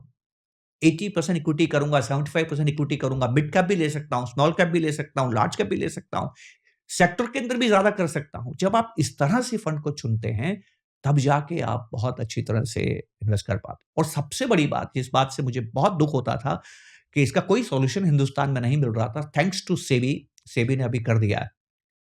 And it is lifestyle fund, life life cycle cycle funds. Fund. खूबसूरत चीज़ है, बहुत मतलब देर कर दी मेहरबा आते-आते वाली बात है, लेकिन वो आए। देखिए होता क्या है कुशल कि 10 साल का पीरियड में आप इक्विटी में अच्छा पैसा बनाने की संभावना, प्रोबेबिलिटी बहुत ज़्यादा है। Investment is a probabilistic Endeavour. तो 10 साल में आपका पैसा बनता है, ज़्यादातर बनता है। बहुत कम ओकेशन्स हैं जब 10 साल में पैसा नहीं बना है। पर होता क्या है कि आपने 2026 में पैसा डाला और आप 2036 में पैसा निकालेंगे तो 10 साल है। लेकिन 2030 में तो 6 साल ही बचे ना। 2032 में तो 4 साल ही बचे ना, 2033 में तो 3 साल ही बचे ना। अब आपने सोचा है कि मैं 10 साल तक पैसा डाला है, 26 में पैसा डाला, वो बढ़ गया, बढ़ के 4 गुना भी हो गया, ₹100 बढ़ के 400 गुना हो गया और 2036 में बाज़ार 60% गिर गया। आपका ₹400 वापस ₹150 पे आ गया, ₹160 पे आ गया, तो आप तो परेशान हो गए। तो इक्विटी में क्या है, लाइफ स्किल बहुत आपको गाड़ी के जैसे है। आप गाड़ी से आप बॉम्बे से पुणे जाएँगे तो आप क्या करेंगे? जैसे ही हाईवे होगा आपकी गाड़ी 100-120 की स्पीड पे होगी, पुणे नज़दीक आएगा, गाड़ी की स्पीड हो गई 80, पुणे में आप अंदर चले गए, गाड़ी की स्पीड हो गई 50, आप अपने कॉलोनी में चले गए, गाड़ी की स्पीड हो गई 30, आपकी अपनी गली आ गई, गाड़ी की स्पीड हो गई 10, घर आ गया, गाड़ी की स्पीड हो गई 0। तो एज़ डेस्टिनेशन अप्रोचेस आप क्या देखते हैं? स्लोली आपकी स्पीड कम होती है। यही इन्वेस्टमेंट में होना चाहिए। तो आई एम वेरी हैप्पी कि लाइफ साइकिल फंड्स से भी लेके आया है। जो हम पहले नहीं कर पाते थे, अब हम कर पाएँगे। तो क्या है लाइक लाइफ साइकिल फंड कौन से टाइप के लोगों के लिए और क्या बेनिफिट है इसका? इसका सबसे बड़ा बेनिफिट ये है कि जब जितनी आपकी दूरी होगी, जितना दूर आपकी मंज़िल होगी, उतना फंड मैनेजर आपके लिए ज़्यादा बेहतर तरीके से अपॉर्च्युनिटीज़ को पकड़ पाएगा, लंबे समय तक उस पर रह पाएगा और जैसे-जैसे आपका समय नज़दीक आएगा, वो आपके पैसे को जनरेशन से प्रोटेक्शन की तरफ लेके आएगा, राइट? तो आपको झटके नहीं लगेंगे, ओके। राइट? देखिए इंटरेस्टिंग चीज़ ये नहीं है कि आप ज़्यादा रिटर्न कमाएँ, कुशल, इंटरेस्टिंग चीज़ ये है कि आपका आउटकम सर्टेन हो। हुँ। ध्यान से समझिएगा। मैंने अपने बच्चे के लिए मुझे बच्चे को हार्वर्ड पढ़ने भेजना है। मुझे साल के 4 करोड़ रुपए लगेंगे, ठीक है? करोड़ रुपए लगेंगे तो मेरे को 4 2 साल के बाहर रहना करना 4 करोड़ रुपया मुझे चाहिए। अब 4 करोड़ आज का लग रहा है, आपका बच्चा आज आज पैदा हुआ है और अब 20 साल के अंदर ये 4 करोड़ बढ़ के 10 करोड़ हो जाएगा। अब आपको 10 करोड़ रुपया चाहिए। क्या मतलब हुआ? अब आपका बच्चा जब हार्वर्ड 20 साल के बाद पढ़ने जाएगा, तो क्या वो इस बात पे निर्भर करना चाहिए सरकार किसकी बनेगी? क्या उस बात पे निर्भर करना चाहिए इकोनॉमी ने कैसा किया? क्या उस बात पे निर्भर करना चाहिए उस वक़्त इंटरेस्ट रेट सिनेरियो या मार्केट का सिनेरियो कैसा रहता था? नहीं ना। आप बाज़ार चाहे कैसा ही करे, इकोनॉमी कैसा ही करे, आपका बच्चा हार्वर्ड में पढ़ना चाहिए। तो certainty of return is not important, certainty of outcome is important. या रिटर्न तो ऊपर नीचे होता रहेगा, उसको मेंटेन करने के लिए आपको क्या है, एडजस्टमेंट्स करने पड़ते हैं, एसेट्स में एडजस्टमेंट्स करने पड़ते हैं, कभी बॉन्ड में कभी इक्विटी में, ये एडजस्टमेंट्स आपको करने पड़ते हैं। इसलिए लाइफ साइकिल फंड्स में आपको आज़ादी थोड़ी सी ज़्यादा मिलती है। तो ये केस में अगर मैंने लाइफ साइकिल फंड में डाला तो लेट्स से कि 20 साल बाद मेरे बच्चे को जाना है हार्वर्ड पढ़ने के लिए, हाँ, तो मैं क्या करता हूँ कि 20 ईयर का एक लाइफ साइकिल फंड है, मैं उसमें पैसा डालता हूँ। बिल्कुल ठीक है। एंड देन फिर ये फंड मैनेजर क्या करेगा, एवरी नेक्स्ट 2-3 इयर्स 4-5 इयर्स वो चेंज करेगा वो देखता positions। रहेगा जैसे जैसे समय नजदीक आता जाएगा ना, हाँ। वैसे वैसे वो इक्विटीज को जो है, जो रिस्क है, जो फंड में रिस्क ले रहा है, उसको कम करता जाएगा और Okay. पैसे को प्रोटेक्ट करने की कोशिश ज्यादा समझ गया। करेगा। तो जैसे अगर 20 साल का फंड है तो पहले 1 से 5 साल में मैं मानूं तो वो इक्विटीज में डालेगा, यस, फिर नेक्स्ट 5 to 10 इयर्स अगर होगा तो वो लेट्स से थोड़ा इक्विटी में but less risky, may be Less large cap risky, या हाँ। Mid cap. यस, फिर 10 से 15 साल लेट्स से वो डेट फंड हो गया या तो वो हो गया उसमें यस, डालेगा, एंड देन लास्ट 2-3 साल एकदम less risky less assets risky हो उसमें जाएगा, डालेगा। बिल्कुल है। तो कितना रिटर्न एक्सपेक्ट कर सकते तो हैं पहले इन्वेस्टर्स इसमें? इसमें इसमें मैं फिर कहता हूँ, देखिए सबसे बड़ी प्रॉब्लम रिटर्न है। बट यही तो सवाल सब पूछते हैं कि ये फंड में that's what return I am कैसे सेइंग। एक्सपेक्ट कर सकते इन्वेस्टमेंट में एक बात कहूँ आपको, जो सब पूछते हैं वो हमेशा गलत सवाल होता है। Majority doesn't make create wealth. आप ही बताइए, चलिए अपने अपने अपने अनुभव से आप बताइए, हाँ। कितने फाइनेंशियल फ्री लोग मिले हैं आपको जिंदगी में? हैं? बहुत कम। कितने लोग आपको मिलते हैं जिनसे आप पूछते हैं कि आप क्या करते हैं, उनका जवाब होता है जो मेरी मर्जी? बताइए आप। Very handful of them. क्यों? क्योंकि वो ये सवाल पूछते नहीं है रिटर्न क्या आएगा। मैं आपको एक एक चैलेंज करता हूं। मेरी वाइफ का जो भी पोर्टफोलियो है, वो पोर्टफोलियो का फिगर मैं आपको देता हूं। कोई बड़ी फिगर नहीं, छोटी फिगर है। मैं आपसे कहता हूं कि मेरी वाइफ को आप ऑफर कीजिए कि मैं आपको उसका दुगना पैसा दूंगा। आप मुझे बताइए आपके पोर्टफोलियो का रिटर्न क्या है? वो तब भी आपको रिटर्न नहीं बता पाएगी। उसको नहीं मालूम उसके पोर्टफोलियो का रिटर्न क्या है, और 17 साल में वो फाइनेंशियली फ्री है। एज एन इन्वेस्टर उसने अच्छा किया कि बुरा किया? अच्छा किया है। कितना सिंपल है बट ना। रिटर्न तो कैलकुलेट करते ही है ना सब लोग, क्यों करना है? क्योंकि पता होना चाहिए कि मैंने इन्फ्लेशन को बीट किया है, उससे नहीं क्या किया है। होगा? उससे क्या होगा? आपने किया कि एसेट्स को करना है, आपको नहीं करना है। You don't do anything. आप रिटर्न जनरेट नहीं करते, एसेट्स रिटर्न जनरेट करते हैं। Hmm. Your scripts don't create wealth for you, assets allocation creates wealth for you. तो नोन स्टडी है ना दुनिया का। At the end of your investing journey, what creates wealth? Asset allocation, not what stocks you have taken, not what fund you have taken. वो important नहीं है। देखिए कुशल, बहुत बहुत आसानी से हमें बात समझ में आएगी। आप रिटर्न को चेज करेंगे तो क्या होगा? एक बात बताइए, आप मान लीजिए आप इस पॉडकास्ट के खत्म होने के बाद आपको एयरपोर्ट जाना है ना? जब आपको एयरपोर्ट जाना है तो आप किस चीज़ पे ध्यान रखेंगे? एयरपोर्ट पहुँचने पर ध्यान रखेंगे कि मेरी गाड़ी 50 की स्पीड पे चलनी चाहिए, इस पे ध्यान रखेंगे? एयरपोर्ट पहुँच। डेस्टिनेशन। तो आप कितने लोगों को जानते हैं जिन्होंने लिखा है कि मुझे इतना पैसा बनाना है? What should be the first caution the day you start your investing journey? For your young audience, please don't ask this question return कितना आएगा। Please ask yourself आपको कितना पैसा बनाना है। How you can start your journey बिना ये जाने कि जाना कहाँ है। आप गाड़ी पे बैठ के पहली चीज़ ये तय करते हैं कि मुझे जाना कहाँ है। आप ये तय नहीं करते हैं गाड़ी कौन सी स्पीड पे चलाऊँगा, वो बाद में सोचते हैं आप। पहले सोचते हैं गाड़ी पे बैठ के मुझे जाना कहाँ है। तो आपको कितना पैसा बनाना है, और रिटर्न को अगर आप फोकस करेंगे, मेरी बात ध्यान से सुनिएगा कुशल। जब आप रिटर्न को फोकस करते हैं, क्या आप मेरी इस बात पे जाने मानेंगे कि रिटर्न कभी ज़्यादा आएगा, कभी कम आएगा? ऐसा होगा? यस, क्या आप मेरी इस बात को मानेंगे कभी-कभी रिटर्न नेगेटिव भी हो जाएगा? यस। अगर आपके फोकस पे रिटर्न है और रिटर्न नेगेटिव हो गया, तो आपके मन के भाव क्या होंगे? बेच दो। मन में क्या होगा? तनाव, स्ट्रेस होगा कि नहीं होगा? स्ट्रेस हो, जो आदमी स्ट्रेस्ड है वो फैसला सही करेगा कि गलत करेगा? गलत। स्ट्रेस क्यों हुआ था? रिटर्न्स देखने की। सिंपल। चलिए, मैं इसको बहुत आसान करता हूँ आपके लिए। ये पैसा कमाना नहीं है, ये पैसा बनाना है। पैसा कमाने के नियम अलग होते हैं, पैसा बनाने के नियम अलग होते हैं। अगर ये नियम हमें नहीं समझे तो बहुत बहुत मुश्किल होगी। थोड़ा वक़्त आपका लूँगा, लेकिन ये बहुत ज़रूरी है क्योंकि मैं एक इन्वेस्टर हूँ, मैं एक ट्रेडर नहीं हूँ। आपके अनुभव से मैं आपसे पूछता हूँ, ज़्यादातर लोग ट्रेडर क्यों होते हैं? Quick money, short term money. तो एफएनओ में बेसिकली उनको 1 हफ्ते में पैसा मिल जाता है, 2 दिन में मिल जाता है। Everyone wants that instant gratification. Instant gratification, ये बड़ा कारण नहीं है। आप जानते हैं बड़ा कारण क्या है? बड़ा कारण है वो अल्टीमेट सुकून जो आपको मिलता है। वो सुकून क्या है? Trading is a zero sum game.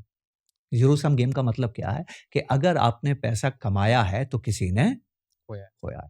Trading में जीतने की खुशी है, आपने किसी को हराया है और जब आप किसी को हराते हैं ना, इससे बड़ी खुशी दुनिया में होती ही नहीं है। आप मुझे बताइए दुनिया में शांति कैसे आई? दुनिया में शांति आई स्पोर्ट्स खेलने से। जब तक स्पोर्ट्स नहीं थे ना, हम ट्राइबल्स थे, हम आपस में झगड़ा करके एक ट्राइब दूसरे ट्राइब को हराती थी। हराने में जो मज़ा है ना, हराने में आप सर्वाइव करते हैं and this is what we have to understand. हम 2,90,000 साल जंगलों में रहे हैं कुशल। जंगल में क्या होता है कि आपको रोज़ाना ज़िंदा रहना पड़ता है और ज़िंदा वो रहता है जो दूसरे से तेज़ भागता है। ज़िंदा वो रहता है जो दूसरे से आगे भागता है। तो हमारे दिमाग ने हमें क्या सिखाया है, हमेशा दूसरे से आगे रहो, तुम्हारा रिटर्न हमेशा दूसरे से ज़्यादा होना चाहिए। अगर आप ये सोच रहे हैं, गलत नहीं है, ये सर्वाइवल इंस्टिंक्ट है, आपकी ज़िंदगी ऐसे ही होनी चाहिए। अगर आप पैसा कमा रहे हैं, तो आपको दूसरे से आगे रहना ही पड़ेगा। आप अच्छा पढ़ाएँगे तभी स्टूडेंट ज़्यादा आएँगे, आप अच्छा इलाज करेंगे तभी मरीज़ ज़्यादा आएँगे, आप अच्छा केस लड़ेंगे तभी मुवक्किल आपको ज़्यादा मिलेंगे। जब आप अच्छा करेंगे तभी आपकी कमाई बढ़ेगी। जब आप अच्छा करेंगे तभी लोग आपकी बात मानेंगे। जब आप अच्छा करेंगे, तभी आप ज़्यादा पैसा कमाएँगे। ज़्यादा पैसा कमाने का नियम है कि दूसरे से अच्छा आपको करना है। दूसरे से अच्छा करने का मतलब है आपको दूसरे को हराना है। ये पैसा कमाने का नियम है, पर पैसा बनाने का नियम ये नहीं है। पैसा आप बनाते हैं अपने सपनों को पूरा करने के लिए। पैसा आप दूसरों को हराने के लिए नहीं बनाते हैं। ये छोटी-सी बात सीखनी है। कुशल जो पैसा मैंने जोड़ के कॉर्पस बनाया है, वो रिटर्न में आपको हराने के लिए बनाया है कि मेरे सपनों को पूरा करने के लिए बनाया है? बताइए आप। आपके सब एग्ज़ैक्टली। तो जब आप एयरपोर्ट जाएँगे गाड़ी में बैठ के, क्या आप ये कोशिश करेंगे कि आपकी गाड़ी की स्पीड दूसरी गाड़ी से ज़्यादा हो? आपको दूसरे से मतलब ही नहीं है ना उसकी स्पीड क्या है, उसको अपने घर जाना है, आपको अपने एयरपोर्ट जाना है। Don't bother about others. तो पैसा बनाने में आपको सर्टेनिटी ऑफ आउटकम करना है, सर्टेनिटी ऑफ रिटर्न नहीं करना है। और ये बात आसानी से समझ में इनफैक्ट हिंदू ज्ञान की ज़रूरत इन्वेस्टमेंट में आपको ज्ञान प्राप्त नहीं करना है। सबसे ज्ञानी कौन है? मैथमेटिशियंस। इनसे ज्ञानी कोई व्यक्ति दुनिया में होता है? सेकंड सेकंड नंबर पे ज्ञानी कौन है? फिजिशियंस, जो फिजिक्स पढ़ते हैं, आउटर स्पेस पढ़ते हैं। इनसे ज्ञानी कोई है? वो दुनिया के सबसे ज्ञानी आदमी है, वर्स्ट ऑफ इन्वेस्टर्स। वाह! अगर अकल से पैसा बनता ना तो ये सब फिजिक्स वाले, मैथमेटिक्स वाले ही पैसा बनाते थे। मेरे जैसा इकोनॉमिक्स पढ़ने वाला पैसा नहीं बनाता था। यहाँ पैसा नहीं चलता, यहाँ संतुलन चलता है। यहाँ ज्ञान नहीं चलता है, यहाँ बुद्धि चलती है। चाय बनाना सभी जानते हैं दुनिया में, कौन नहीं बनाना जानता? आप और मैं भी चाय बना सकते हैं। एक बात बताइए, आप चाय बनाने में कैसे हैं? मेरे को नहीं आती है चाय बनाना। आप बना ही नहीं सकते? अब देखिए, जो भी लोग चाय बनाते हैं, उसमें 99% लोगों के साथ खास बात पता है क्या होती है? वो जितनी बार चाय बनाएँगे, हर बार स्वाद अलग होता है। और एक दुकानदार है जिसकी चाय बड़ी फेमस है, उसमें खास बात क्या है? सेम टेस्ट आएगा। कैसे? कैसे वो करता है? जबकि वही चाय पत्ती इस्तेमाल करता है, वही पानी, वही दूध, वही अग्नि सब वही इस्तेमाल करता है। क्योंकि उसका काम ही वही है ना, वो रोज़ वही तो बना रहा है एवरीडे। एवरीडे बनाने वाले बहुत हमारे घर में बहुत से लोग एवरीडे बनाते हैं। नहीं, बट वो मतलब एवरीडे, एवरी मिनट, मतलब वो तो बनाते ही जा रहे हैं ना, लाइक कंपाउंड हो रहा है ना उसका बेसिकली जो स्किल है। तो फिर तो सभी दुकानदारों को चाय अच्छी होनी चाहिए थी। हुँ। किसी खाँसी की होती है ना अच्छी, सब उसके पास जाते हैं। देखिए हमारे 3 लेवल्स हैं। एक है नॉलेज का लेवल, आपको जानकारी होनी चाहिए कि चाय कैसे बनती है, ठीक है? एक है इंटेलिजेंस का level, application of your knowledge कि मुझे किस वक़्त चाय डालनी चाहिए, किस वक़्त पानी डालना चाहिए, किस वक़्त दूध डालना चाहिए, कितना गरम करना चाहिए, कितना उबालना चाहिए, तब जाके मुझे स्वाद अच्छा मिलता है। तो फर्स्ट इज़ नॉलेज, चाय कैसे बनती है, रॉ मटेरियल्स क्या है, प्रोसेस क्या है, ये नॉलेज हो गया। नॉलेज को आप अप्लाई करेंगे, दैट इज़ इंटेलिजेंस। तो जो आदमी इंटेलिजेंट लेवल पे चाय बनाता है, उसकी चाय स्वाद होती है। लेकिन एक आदमी होता है जिसकी हर बार चाय एक जैसी बनती है, उसमें खास बात क्या है? That is wisdom. इंटेलिजेंस को जो आपने अप्लाई किया है, उसको याद रखना कि कौन-सी चीज़ मैंने अप्लाई की थी जिसने मुझे बेस्ट रिज़ल्ट दिया है और उसको पाने का बैलेंस प्राप्त करना। Wisdom is the balance. ज्ञान का मतलब होता है आप ये काम कैसे करते हैं। विज़डम का मतलब होता है कि ये काम करना चाहिए कि नहीं करना चाहिए। अभी आप देखिए डॉक्टर पढ़ा-लिखा आदमी होता है, अक्लमंद होता है, ज्ञानी होता है, तो दिल्ली में उसने बॉम्ब ब्लास्ट क्यों किया? वो वाइज़ नहीं था। वो ये तो जानता था कि क्या काम कैसे होता है। वो ये नहीं जानता था कि काम करना चाहिए या नहीं करना चाहिए। तो कुशल आपसे एक सवाल पूछता हूँ, गाड़ी चलाते समय मोबाइल पे बात करनी चाहिए कि नहीं करनी चाहिए? नहीं। करते हैं? आगे बात समझ में? इम्पोर्टेंट ये नहीं है कि आप कितना ज्ञान रखते हैं, आप क्या जानते हैं। इम्पोर्टेंट ये नहीं, इम्पोर्टेंट ये है कि क्या सही है और क्या गलत है। और जैसे ही समझ में आ गया जो सही है वो आपसे होता है क्या? एक बहुत घिसा-पिटा आपको बात कहता हूँ, हमेशा मैं इस्तेमाल करता हूँ, तो मुझे कभी-कभी डर लगता है कि सुनने वाला क्या कहेगा, लेकिन इससे ज़्यादा अच्छी चीज़ हो नहीं सकती है। ज़िंदगी में क्या कभी आप ऐसे व्यक्ति से मिले हैं जिसको अच्छी हेल्थ चाहिए? सब लोग। सब लोगों को चाहिए। उसने तय किया है कि मॉर्निंग वॉक से अच्छी हेल्थ मिलती है। वो रात को अलार्म लगाता है कि सुबह उठ के मॉर्निंग वॉक पे जाऊँगा। तो जो आदमी रात को अलार्म लगाता है कि मॉर्निंग वॉक पे जाऊँगा, सुबह अलार्म बजता है, अलार्म को बंद करता है और वापस सो जाता है। ऐसे किसी आदमी को देखा है आपने? हाँ, काफ़ी ज़्यादा। सभी यही करते हाँ, हैं। क्यों? वो आदमी जिसने रात को फैसला किया है कि सुबह मॉर्निंग वॉक पे जाऊँगा, वो सुबह मॉर्निंग वॉक पे क्यों नहीं जाता है? क्योंकि we are thinkers and feelers. हमारे अंदर एक व्यक्ति नहीं है। हमारे अंदर थिंकर भी है, हमारे अंदर फीलर भी है। रात को आप थिंक कर रहे हैं, आपका ब्रेन काम कर रहा है कि मुझे मॉर्निंग वॉक पे जाना चाहिए। सुबह आपके सेंसरी ऑर्गन्स काम कर रहे हैं कि जो सोने में मज़ा है, वो वॉक में नहीं है। How you are feeling it. इसलिए कौशल आपको एक अजीब-सी चीज़ बताऊँ? मैं टीवी नहीं देखता हूँ, क्यों? क्योंकि वो मेरी फीलिंग को जागृत करती है। तो क्या गलत वो क्या मेरी उसमें? फीलिंग्स को बाहर निकालती है। What's wrong in that? Because आप फीलिंग से काम करेंगे, फिर आप मॉर्निंग वॉक पे नहीं जाएँगे। हम इंसान के रूप में हम क्या करते हैं? We avoid pain and seek pleasure. अगर मैं टीवी देखूँगा रोज़ाना बाज़ार गिर रहा है, तो मुझे बाज़ार से निकलने की इच्छा करेगी। This is not thinking, this is feeling. दुनिया में कौन नहीं जानता है कि मंदी में बाज़ार में रहना चाहिए? तो फिर आप रहते क्यों नहीं हैं? क्योंकि आप बाज़ार को देख रहे हैं। Don't be a feeler. आपको फ़ील नहीं करना है, आपको थिंक करना है, राइट? कितनी मामूली सी बात है ना? बड़ी इंटरेस्टिंग बात है ये। हुँ। अगर आप रोज़ टीवी देखेंगे, आप सर्वाइव बाज़ार में कर ही नहीं सकते, मेरी चुनौती है।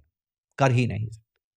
नहीं, बट काफ़ी सारे बड़े इन्वेस्टर्स हैं जो रेगुलरली टीवी कंज़्यूम करते हैं, news channels and all just to see कि क्या नहीं, चल रहा है, क्या वो नहीं। टीवी कंज़्यूम इसलिए नहीं करते हैं कि वो पैसा बनाते हैं टीवी कंज़्यूम करने से, वो टीवी कंज़्यूम इसलिए करते हैं कि वो अपने मैस्लो हायरार्की में सबसे ऊपर चले गए हैं। उनके लिए रिकॉग्निशन इम्पोर्टेंट है, पैसा इम्पोर्टेंट नहीं है।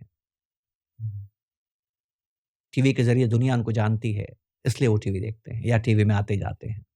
हुँ। वो टीवी की खबरों के लिए टीवी को देखते नहीं हैं। देखिए, इंसान को पैसे के बाद क्या चाहिए? शोहरत चाहिए होती है ना, तो शोहरत तो टीवी से मिलती है ना, वो एक अलग नीड है। राइट। लेकिन अगर आप पैसा बनाना चाहते हैं, पैसा बनाने के लिए टीवी आपको नुकसान पहुँचाती है, आपको फ़ायदा नहीं पहुँचाती है। हर्बर्ट साइमन इसको कहा करते थे, बहुत अच्छे खूबसूरत लहज़ों में कहते थे, wealth of information creates poverty of attention. Oh wow! Wealth of information creates poverty of attention. देखिए, हम ना हावड़ा हम आसाम से आते थे, मैं छोटा था। राजस्थान जाने के लिए हमें ट्रेन चेंज करनी पड़ती थी। आसाम से आप आएँगे हावड़ा, हावड़ा से ट्रेन चेंज करेंगे। उस दौरान भी हावड़ा में 300-400 ट्रेनें चला करती थी, तो हम हावड़ा स्टेशन पे बैठे रहते थे। हमारे फ़ादर की हमें हिदायत थी, अब इतने सारे 22 प्लेटफ़ॉर्म है, अब कहाँ आपकी ट्रेन आएगी आपको मालूम नहीं है। तो वो हमें हिदायत देते थे कि अनाउंसमेंट सुनना है जैसे ही हमारे ट्रेन का नंबर आएगा या जोधपुर जयपुर नाम आएगा आपको सुनना है। तो मुझे बताइए क्या हम सारे अनाउंसमेंट सुनते होंगे? हम नहीं सुनते थे। क्यों नहीं सुनते थे? क्योंकि अगर आप सारे अनाउंसमेंट सुनेंगे तो क्या होगा? हर अनाउंसमेंट के पहले अनाउंसर क्या बोलती थी आप जानते हैं? कृपया ध्यान दीजिए। कोई भी अनाउंसमेंट, कोई भी खबर आपको फ्री नहीं मिलती है। आप क्या देते हैं उसके एवज़ में? ध्यान, ध्यान देते हैं। ध्यान आपका क्वेश्चन लिमिटेड होता है कि अनलिमिटेड होता है? लिमिटेड। तो खबरें तो अनलिमिटेड हो सकती है ना। कितना हुँ, इंटरेस्टिंग है। खबरें मत सुनिए। मैं आपको मेरा एक एक्सपीरियंस बताऊँ, इतना समझ के बाद भी, इतना अनुभव के बाद भी, अगर आपने खबर देख लिया पागल हो जाएँगे। मैं 3 अप्रैल की बात बताता हूँ आपको। 2 या 3 अप्रैल की बात बताता हूँ। कोविड में मैंने एक इन्वेस्टमेंट किया था और वो मैंने किया था मिराई फैंग में किया था। That was most unpopular investment that point of time. वो अच्छा नहीं कर रहा था। 3 अप्रैल 2020। हाँ, 3 अप्रैल 2025 अच्छा, इन्वेस्टमेंट मैंने किया था 2020 में, जब बाज़ार गिर रहा था और अमेरिकन बाज़ार नैस्डैक ज़्यादा गिरा था, तो इसमें काफ़ी गिरावट आई थी और जिन लोगों ने भी पैसा फैंग में डाला था, सब नुकसान पे बैठे थे। ये ईटीएफ था तो मुझे उससे खरीदने की ज़रूरत नहीं और ईटीएफ में ख़ास बात क्या है रेस्ट्रिक्शंस नहीं होते हैं। वो डायरेक्ट खरीदने में रेस्ट्रिक्शंस होते हैं, आपका वो कोटा हो गया, वो हो गया वगैरह-वगैरह। तो मैंने ईटीएफ खरीदना शुरू किया और 2022 21, 22, 23 आते-आते वो मेरे पोर्टफोलियो का बेस्ट परफॉर्मिंग इन्वेस्टमेंट था। वन ऑफ द फाइनेस्ट 6-7 गुना पैसा उसने 2 ढाई या 3 साल के अंदर मेरा पैसा बना दिया। मैं सबसे ज़्यादा प्रॉफिट पे बैठा हूँ। और खबर आई ट्रम्प की और ट्रम्प ने कहा कि मैं टैरिफ लगाऊँगा। अब मेरा इकोनॉमिक्स का माइंड ये कहता है कि टैरिफ लगाने से अमेरिका को ज़्यादा नुकसान होगा। दूसरे देशों को भी नुकसान होगा, ज़्यादा नुकसान अमेरिका को होगा। और क्योंकि ज़्यादा नुकसान अमेरिका को होगा, तो अमेरिका के लोगों का सेंटिमेंट खराब होगा, अमेरिका के लोगों का सेंटिमेंट खराब होगा, तो वहाँ पर क्या होगा कि बाज़ार गिर जाएगा। और मेरा ये बेस्ट परफॉर्मिंग फंड है, इस फंड से मुझे पैसा निकाल लेना चाहिए। क्यों निकाल लेना चाहिए? क्योंकि इसने बहुत अच्छा किया है और जैसे सेंटिमेंट खराब होगा, जहाँ सबसे ज़्यादा प्रॉफ़िट होता है, वहीं सबसे ज़्यादा गिरावट आती है। खबर आई मेरे पास और खबर आते ही उस दिन मैंने उसको बेच दिया। अगले दिन वो और गिर गया, मैं बड़ा खुश हो गया कि चलो यार अब तो ये गिरता ही जाएगा, मेरा मानना था। 2 दिन में नहीं निकले थे, ट्रम्प बदल गया। ट्रम्प कहता है मैं अभी टैरिफ नहीं लगाऊँगा 6 महीने बाद लगाऊँगा। तो मैंने क्या देखा कि ट्रम्प पे आप भरोसा नहीं कर सकते हैं, कभी क्या कहता है, कभी क्या कहता है। लेकिन ध्यान से सुनिएगा, उसके बाद फेंग वापस बढ़ना शुरू हो गया और अभी भी जिस लेवल पे मैंने बेचा है, उससे ऊपर है। मुझे नुकसान खबर सुनने से हुआ कि फ़ायदा हुआ बताइए? खबर की शेल्फ लाइफ बहुत लंबी होती है। जेम केन्स एक मज़ेदार चीज़ कहते थे, in long term everybody is dead. कुशल कोई खबर आपको ज़िंदगी में मिली है जिसकी उम्र आपकी उम्र से लंबी है? हर खबर का इम्पैक्ट होता है कुछ समय के लिए, उसके बाद उसका इम्पैक्ट क्या हो जाता है? खत्म हो जाता है। बस आपको वही करना है।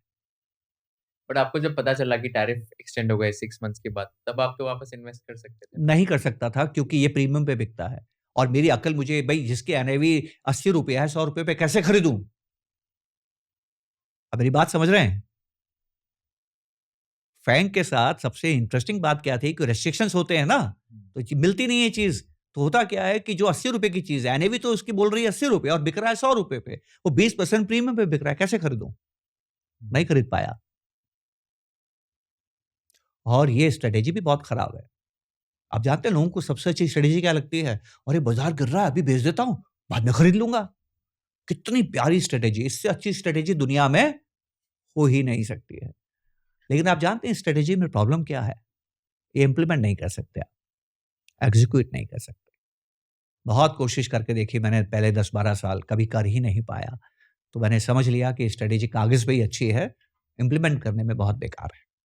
We can not do it. तो अभी आप पूरा म्यूचुअल फंड्स में इन्वेस्ट करते हो, आपका पर्सनल एसेट एलोकेशन जो होगा वो? मैं म्यूचुअल फंड्स में करता हूँ, डायरेक्ट स्टॉक्स में भी करता हूँ। डायरेक्ट स्टॉक्स में मैंने वापस किया 2020 में। मैंने 4 मंदियाँ देखी हैं जीवन में।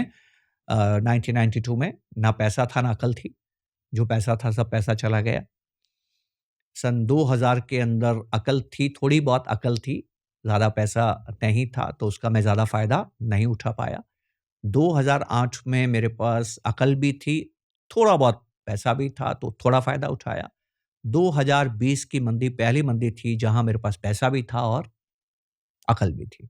तो मैंने 2020 में स्टॉक्स खरीदे। तो ज़्यादातर स्टॉक्स जो मैंने खरीदे हैं, वो 2008 और 2020 में खरीदे हैं और उसके पहले जो स्टॉक्स खरीदे, वो नुकसान वाले खरीदे। वो मैंने आपको स्टोरी बताई थी। 2020 में आपने हाई डिविडेंड ग्रोथ स्टॉक्स लेना शुरू किया था, राइट? जिसमें यस, 15% यस, का डिविडेंड ग्रोथ यस, होता है, तो इसका क्या यस। लॉजिक था? लॉजिक ये था, मेरा ये मानना है कि कंपनी वही डिविडेंड दे सकती है जो प्रॉफ़िट कमाती है। मेरे लिए डिविडेंड यील्ड स्टॉक वो नहीं है जिसकी डिविडेंड यील्ड ज़्यादा है। मेरे लिए डिविडेंड यील्ड स्टॉक वो है जिसकी डिविडेंड आर राइज़िंग डिविडेंड्स, जिसके डिविडेंड सालों-साल बढ़ते रहते हैं। सो 2020 में एक्चुअली इनफैक्ट मैं आपको बताऊँ कि मैं नौकरी करता था और नौकरी करने का छोड़ा कैसे मैंने प्लानिंग क्या की थी कि जितना मेरा एक्सपेंसेस है महीने के, तो मैंने वाइफ़ से पूछा कि हमें कितना पैसा हमें साल का खर्चा करने के लिए चाहिए। तो वो बोलती है कि 1.5 लाख रुपए में हमारा महीना आराम से निकल सकता है, ज़्यादा पैसे की अपने को खर्चे के हिसाब से ज़रूरत नहीं है। तो डेढ़ का मतलब क्या हो गया, 18 साल का लाख। 15-18 लाख रुपया हो गया। तो मैंने कहा मैं ऐसे स्टॉक्स खरीदता हूँ जिसमें मेरा 18 लाख रुपए के आस-पास मेरा वो हो जाए, क्या बोलते हैं, खर्चा निकल जाए। मैंने उनसे पूछा सबसे बड़ा खर्चा क्या है? तो बोलती है सबसे बड़ा खर्चा हमारा इलेक्ट्रिसिटी है, क्योंकि गर्मी में रहते हैं, एसी से खर्चा है, इसका ज़्यादा खर्चा है। मैंने कहा ठीक है, चलो 3-4 लाख रुपए लग जाएगा, सोलर लगा दो, ये खर्चा कम करो। तो जो ऐसे खर्चे हैं, जो खर्चे कि आप किसी तरह से आप ओवरहेड जो रेगुलर रेवेन्यू एक्सपेंडिचर है वो आप कम कर सकते हैं, वो मैंने कम कर लिया। तो मेरा खर्चा मैंने थोड़ा कम किया, जो बड़े बिल्स होते हैं उनको मैंने थोड़ा-सा कम कर दिया और यहाँ से डिविडेंड स्टॉक्स खरीद लिया। अच्छे भाव पे मिले। अब छोड़िए वो भाव क्या है, उनको मैं छोड़ देता हूँ। उसकी मैं बात ही नहीं करता हूँ। जो डिविडेंड है ना, उसका पेमेंट ही 15% से सीएचआर बढ़ रहा है। What else you need? Wow! ऐसे स्टॉक्स भी जो डिविडेंड 15% ग्रो हो रहा है उसका, ग्रो हो रहा है डिविडेंड। डिविडेंड ग्रो हो रहा है 15% से। यस, मेरा सीएचआर ग्रोथ 15% है। नहीं, डिविडेंड का या स्टॉक प्राइस का? स्टॉक प्राइस तो अलग रखिए, उसको मैं देखता ही नहीं हूँ क्योंकि ये तो मैंने खरीदा मेरे रेवेन्यू एक्सपेंडिचर्स के लिए है ना। सो आर यू सेइंग कि डिविडेंड यील्ड 15% है या डिविडेंड उसकी ग्रोथ, मान लीजिए मैंने एक स्टॉक 2020 में खरीदा, वो मुझे ₹100 डिविडेंड देता है। हाँ, अगले साल 115 हो गया। बट डिविडेंड यील्ड कितना होगा? जैसे वो मार्केट बढ़ता जा रहा है, वो बढ़ता जा रहा है। बट कितना 2%, 4%, 5% वो डिविडेंड यील्ड कितना वो होगा? छोड़िए, एक स्टॉक का तो बहुत ज़्यादा है, बहुत ही ज़्यादा है, ओके, बहुत ही ज़्यादा है। कितना होगा? 10-15%? 25-27% 27% डिविडेंड यील्ड? My God! और ये हर साल होता है? कौन-सा स्टॉक है ज़रा हमें भी बताओ ये? नहीं, स्टॉक का आप देखिए, आप देखिए, ऐसा देखिए, कंपनी कौन सी ग्रेट होती है। देखिए, कंपनी कौन सी ग्रेट होती है, 2-3 चीज़ें हमें समझनी पड़ेगी। पहली चीज़, कंपनी हमेशा वो अच्छी है जिसका माल सस्ता होता जाए और लोग खरीदते जाएँ। बिज़नेस तभी ग्रो होता है जब उसका प्रोडक्ट की कीमत सस्ती होती है। क्योंकि अगर प्रोडक्ट की कीमत सस्ती नहीं होगी तो मास प्रोडक्ट कभी नहीं बनेगा। ठीक है ना? तो पहली चीज़ तो आप ध्यान रखिए कि वो एक ऐसा प्रोडक्ट है जिसकी वक़्त के साथ क्या हो रही है, कीमत कम हो रही है और ज़्यादा लोग उसको खरीद रहे हैं। टेलीकॉम में देख लीजिए, आप डेटा में देख लीजिए, एएमसीज़ में देख लीजिए, जो भी आप चीज़ देख लीजिए। दूसरी चीज़ आपको ये देखनी है कि उस कंपनी को बिज़नेस के लिए रिपीटेड कैपिटल की ज़रूरत नहीं पड़ती है, राइट? तीसरी चीज़ ये देखिए, दूसरी चीज़ देखिए, उसको रिपीटेड कैपिटल की ज़रूरत नहीं पड़ती है। तीसरी चीज़ ये देखिए कि उसका आरओसी और आरओई जो है वो बढ़ता जा रहा है। ठीक है ना? अगर ये 3 चीज़ें आप देख लेते हैं, तो उस कंपनी का जो प्रॉफ़िट बढ़ता जाता है, फिर उसको डिस्ट्रीब्यूट करना ही पड़ता है, क्योंकि अगर वो कंपनी डिस्ट्रीब्यूट नहीं करेगी, तो उसके आरओई खराब होना शुरू हो जाएगा। तो ऐसे सेक्टर्स अगर आपने पकड़ लिए, तो आपकी डिविडेंड यील्ड बढ़ती चली जाएगी। एक एएमसी स्टॉक के बारे में मैं आपको बताता हूँ। एएमसी स्टॉक आपको 6 साल पहले ₹12 का डिविडेंड देता था। लास्ट डिविडेंड उसने ₹90 का दिया है। सोच लीजिए आप। और स्टॉक के भाव भी 6 साल में मेरे ख्याल से 4 गुना हो गए। तो स्टॉक जो कैपिटल एप्रिसिएशन 4 गुना छोड़ दीजिए आप, उसको अब मत रखिए। आप मुझे बताइए, एक आम इंडियन को कितना रिटर्न एक्सपेक्ट करना चाहिए इक्विटी इक्विटी से? 15%? 15%? आप निकाल लीजिए कि 6 साल में ₹12 का ₹90 कितना परसेंट ग्रोथ हो गया? आपका डिविडेंड ग्रोथ 15% ज़्यादा हो रहा है, राइट? हुँ। So some of the sectors are beautiful sectors जो कि आपको ये चीज़ें देते हैं। तो आप म्यूचुअल फंड्स में करते हो, स्टॉक्स में करते हो? एनी अदर या asset class you invest in? Gold में किया मैंने। ओके, गोल्ड पे गोल्ड क्या में, थीसिस पर है गोल्ड आपका? में लास्ट इन्वेस्टमेंट मैंने 2021 में किया, उसके बाद नहीं किया। And that is one of the best performing asset for me in last 3 years. Hmm. Equity was better, but 2 साल से इक्विटी ट्रेल कर गया तो गोल्ड आगे निकल तो गया आपने गोल्ड सेल ओवरऑल। नहीं किया अभी जो रैली हुआ इसमें? अब क्यों करूँगा गोल्ड सेल? कब सेल करोगे फिर? अभी जब तक ट्रम्प है तब तक तो नहीं करूँगा।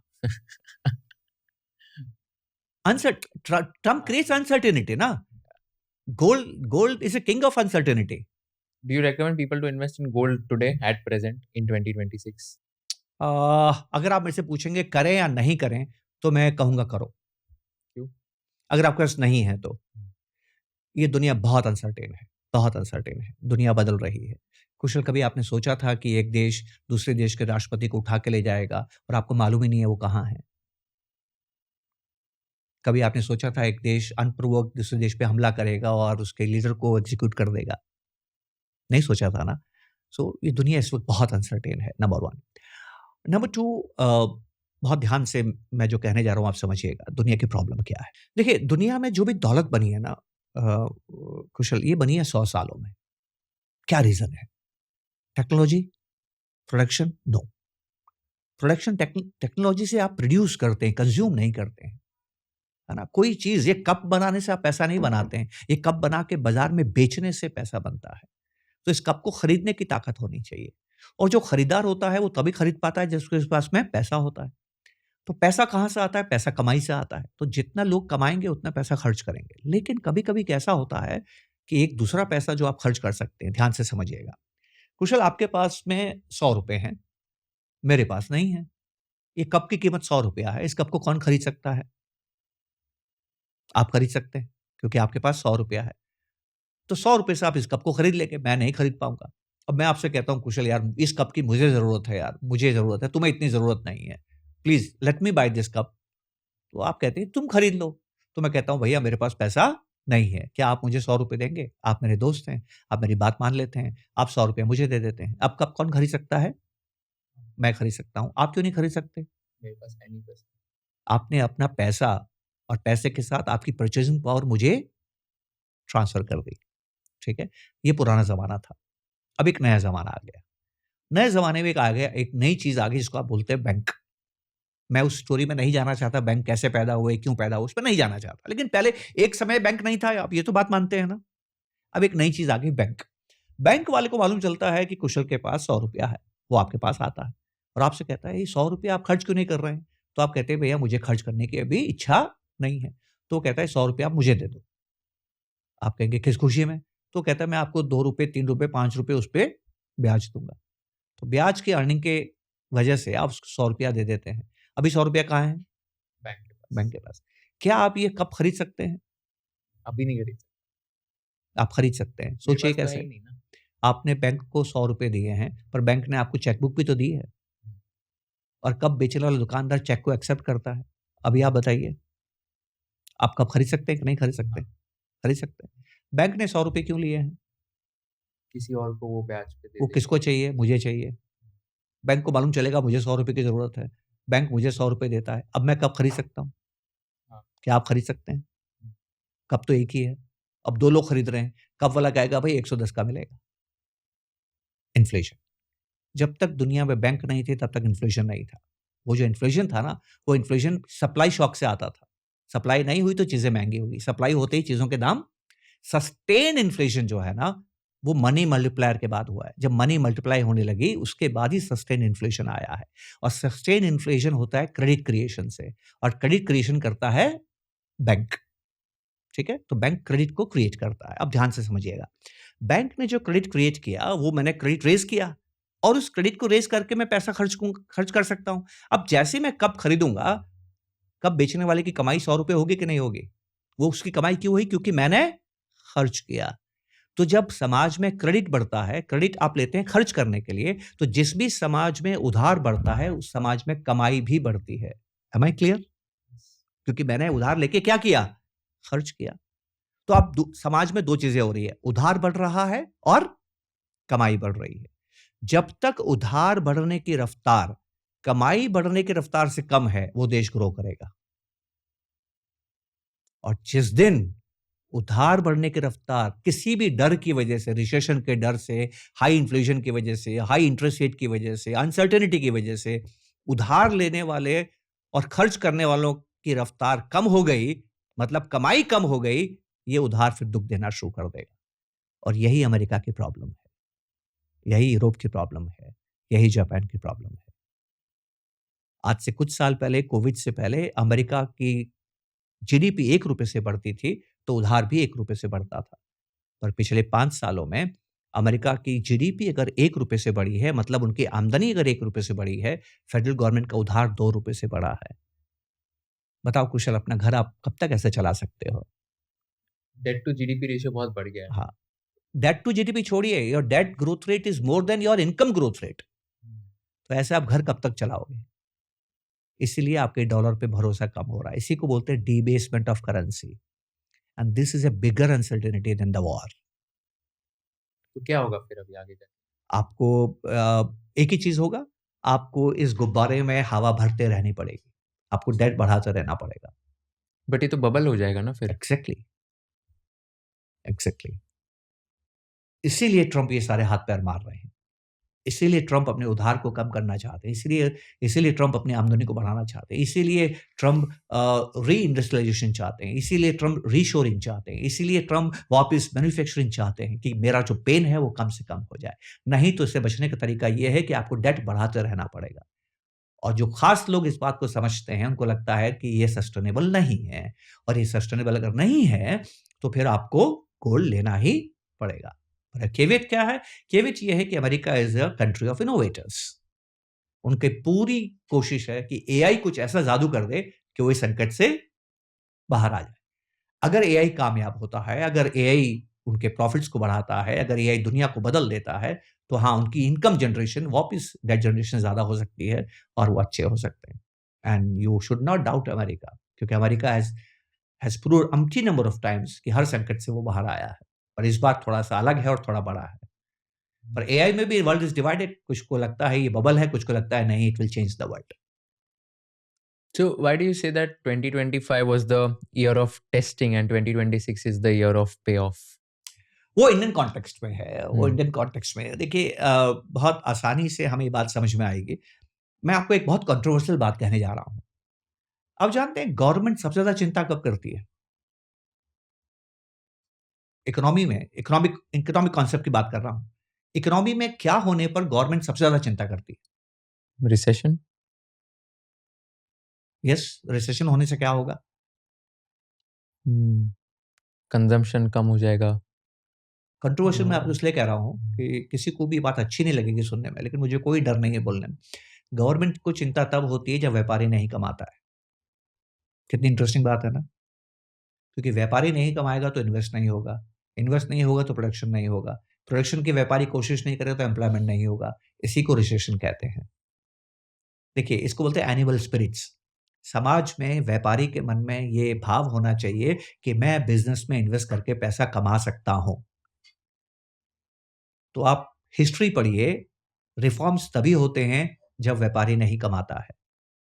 जब-जब इंडिया के अंदर निफ्टी सेंसेक्स का ईपीएस कम हुआ है ना, तभी रिफॉर्म्स आए। लास्ट रिफॉर्म्स कब आए थे? 2020 में। क्यों आए थे? क्योंकि 17, 18, 19, 20 लगातार ईपीएस ग्रोथ हो रही थी कि नहीं हो रही थी? नहीं हो रही थी। अच्छा, अब रिफॉर्म्स कब आए? टैक्स रिफॉर्म्स कब आए? अगेन जब ईपीएस ग्रोथ नहीं हो रही थी। हिस्ट्री आप पढ़ लीजिए। जब भी व्यापारी का मुनाफा कम होगा, सरकार रिफॉर्म्स के साथ आती है।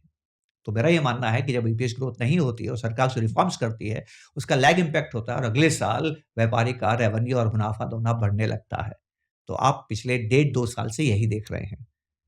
ठीक है ना? डेढ़ 2 साल से इंडिया में ईपीएस नहीं बढ़ रहा है, डेढ़ 2 साल से रेवेन्यू नहीं बढ़ रहा है, डेढ़ 2 साल से लोगों के खर्चे नहीं बढ़ रहे हैं, डेढ़ 2 साल से रियल इंटरेस्ट रेट बहुत ज़्यादा है। इस सिनेरियो को गवर्नमेंट बदलना चाहती है। अगर ये दुनिया की प्रॉब्लम नहीं होती, ट्रंप ने जो किया ये प्रॉब्लम नहीं होती, ग्लोबल अनसर्टेनिटी नहीं होती, तो अभी तक आपको इन इन रिफॉर्म्स के इम्पैक्ट आपको नज़र आना शुरू हो जाते। इसलिए थोड़ा आपको टाइम लग गया। मुझे ऐसा लगता है कि 2026 के अंदर ये आना शुरू हो जाएगा, नंबर 1।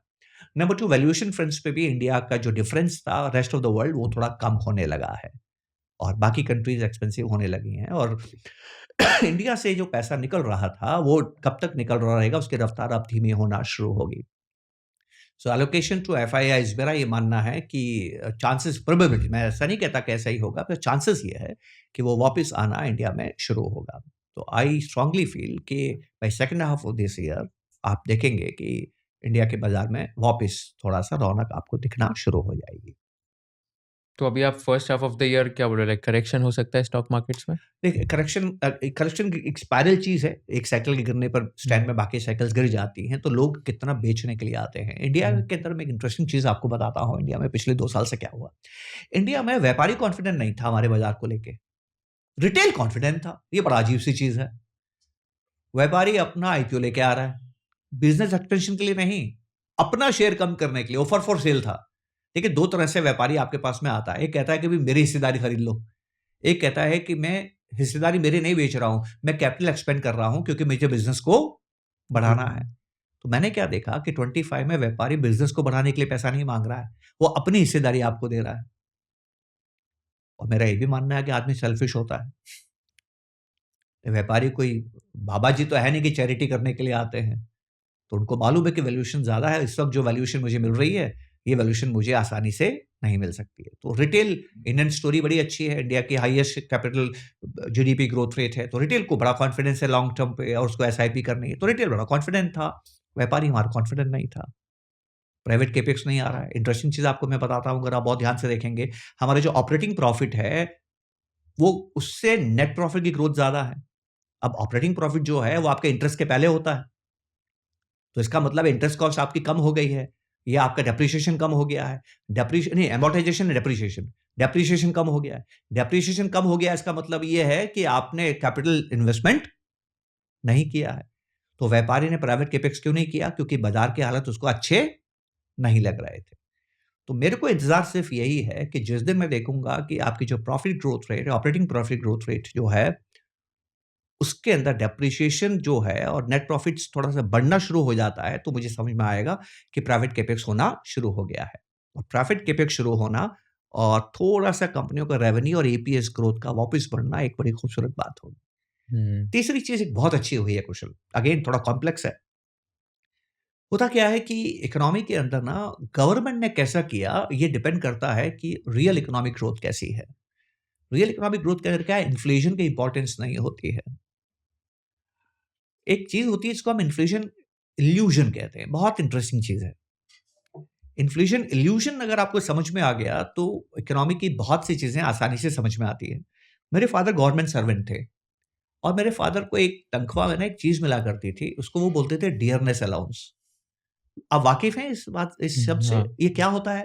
ये बेसिक सैलरी का एक सर्टेन परसेंटेज होता है जो आपको दिया जाता है नहीं, आपकी इसमें सैलरी क्या में। होता है, इसका कॉन्सेप्ट क्या है? इसका कॉन्सेप्ट ये है कि गवर्नमेंट सर्वेंट का एक एक स्टैंडर्ड ऑफ लिविंग है, वो हुँ, मेंटेन रहना चाहिए। हुँ, तो सरकार ने बोला कि आप हमारे एम्प्लॉयी हैं, आइए हमारी नौकरी कीजिए, आपको हम महीने के ₹1000 देंगे।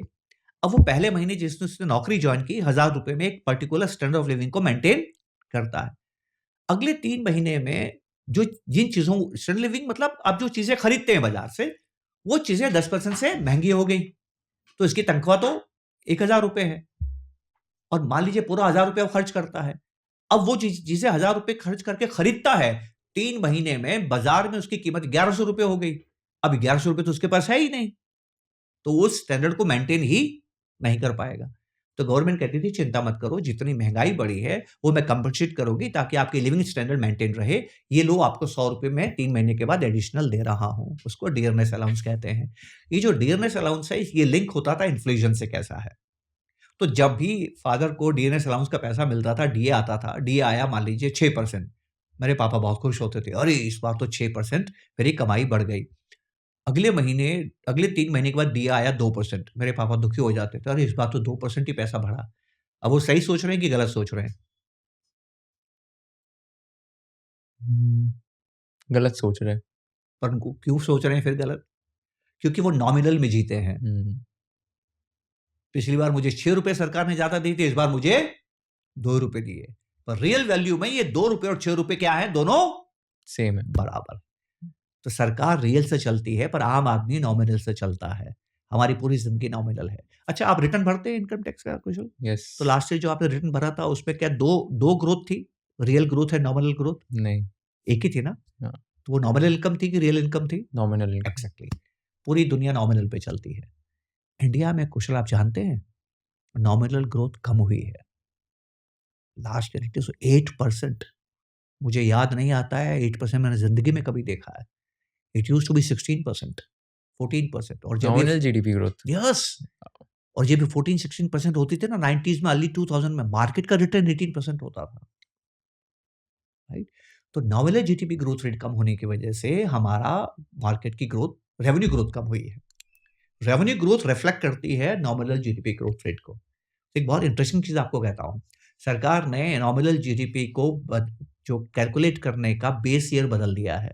नंबर 1 सरकार ने सीपीआई के सिस्टम को भी बदल दिया है। सीपीआई में फूड आइटम्स को कम कर दिया है और इन्फ्लेशन का बेस ईयर भी बदल दिया है।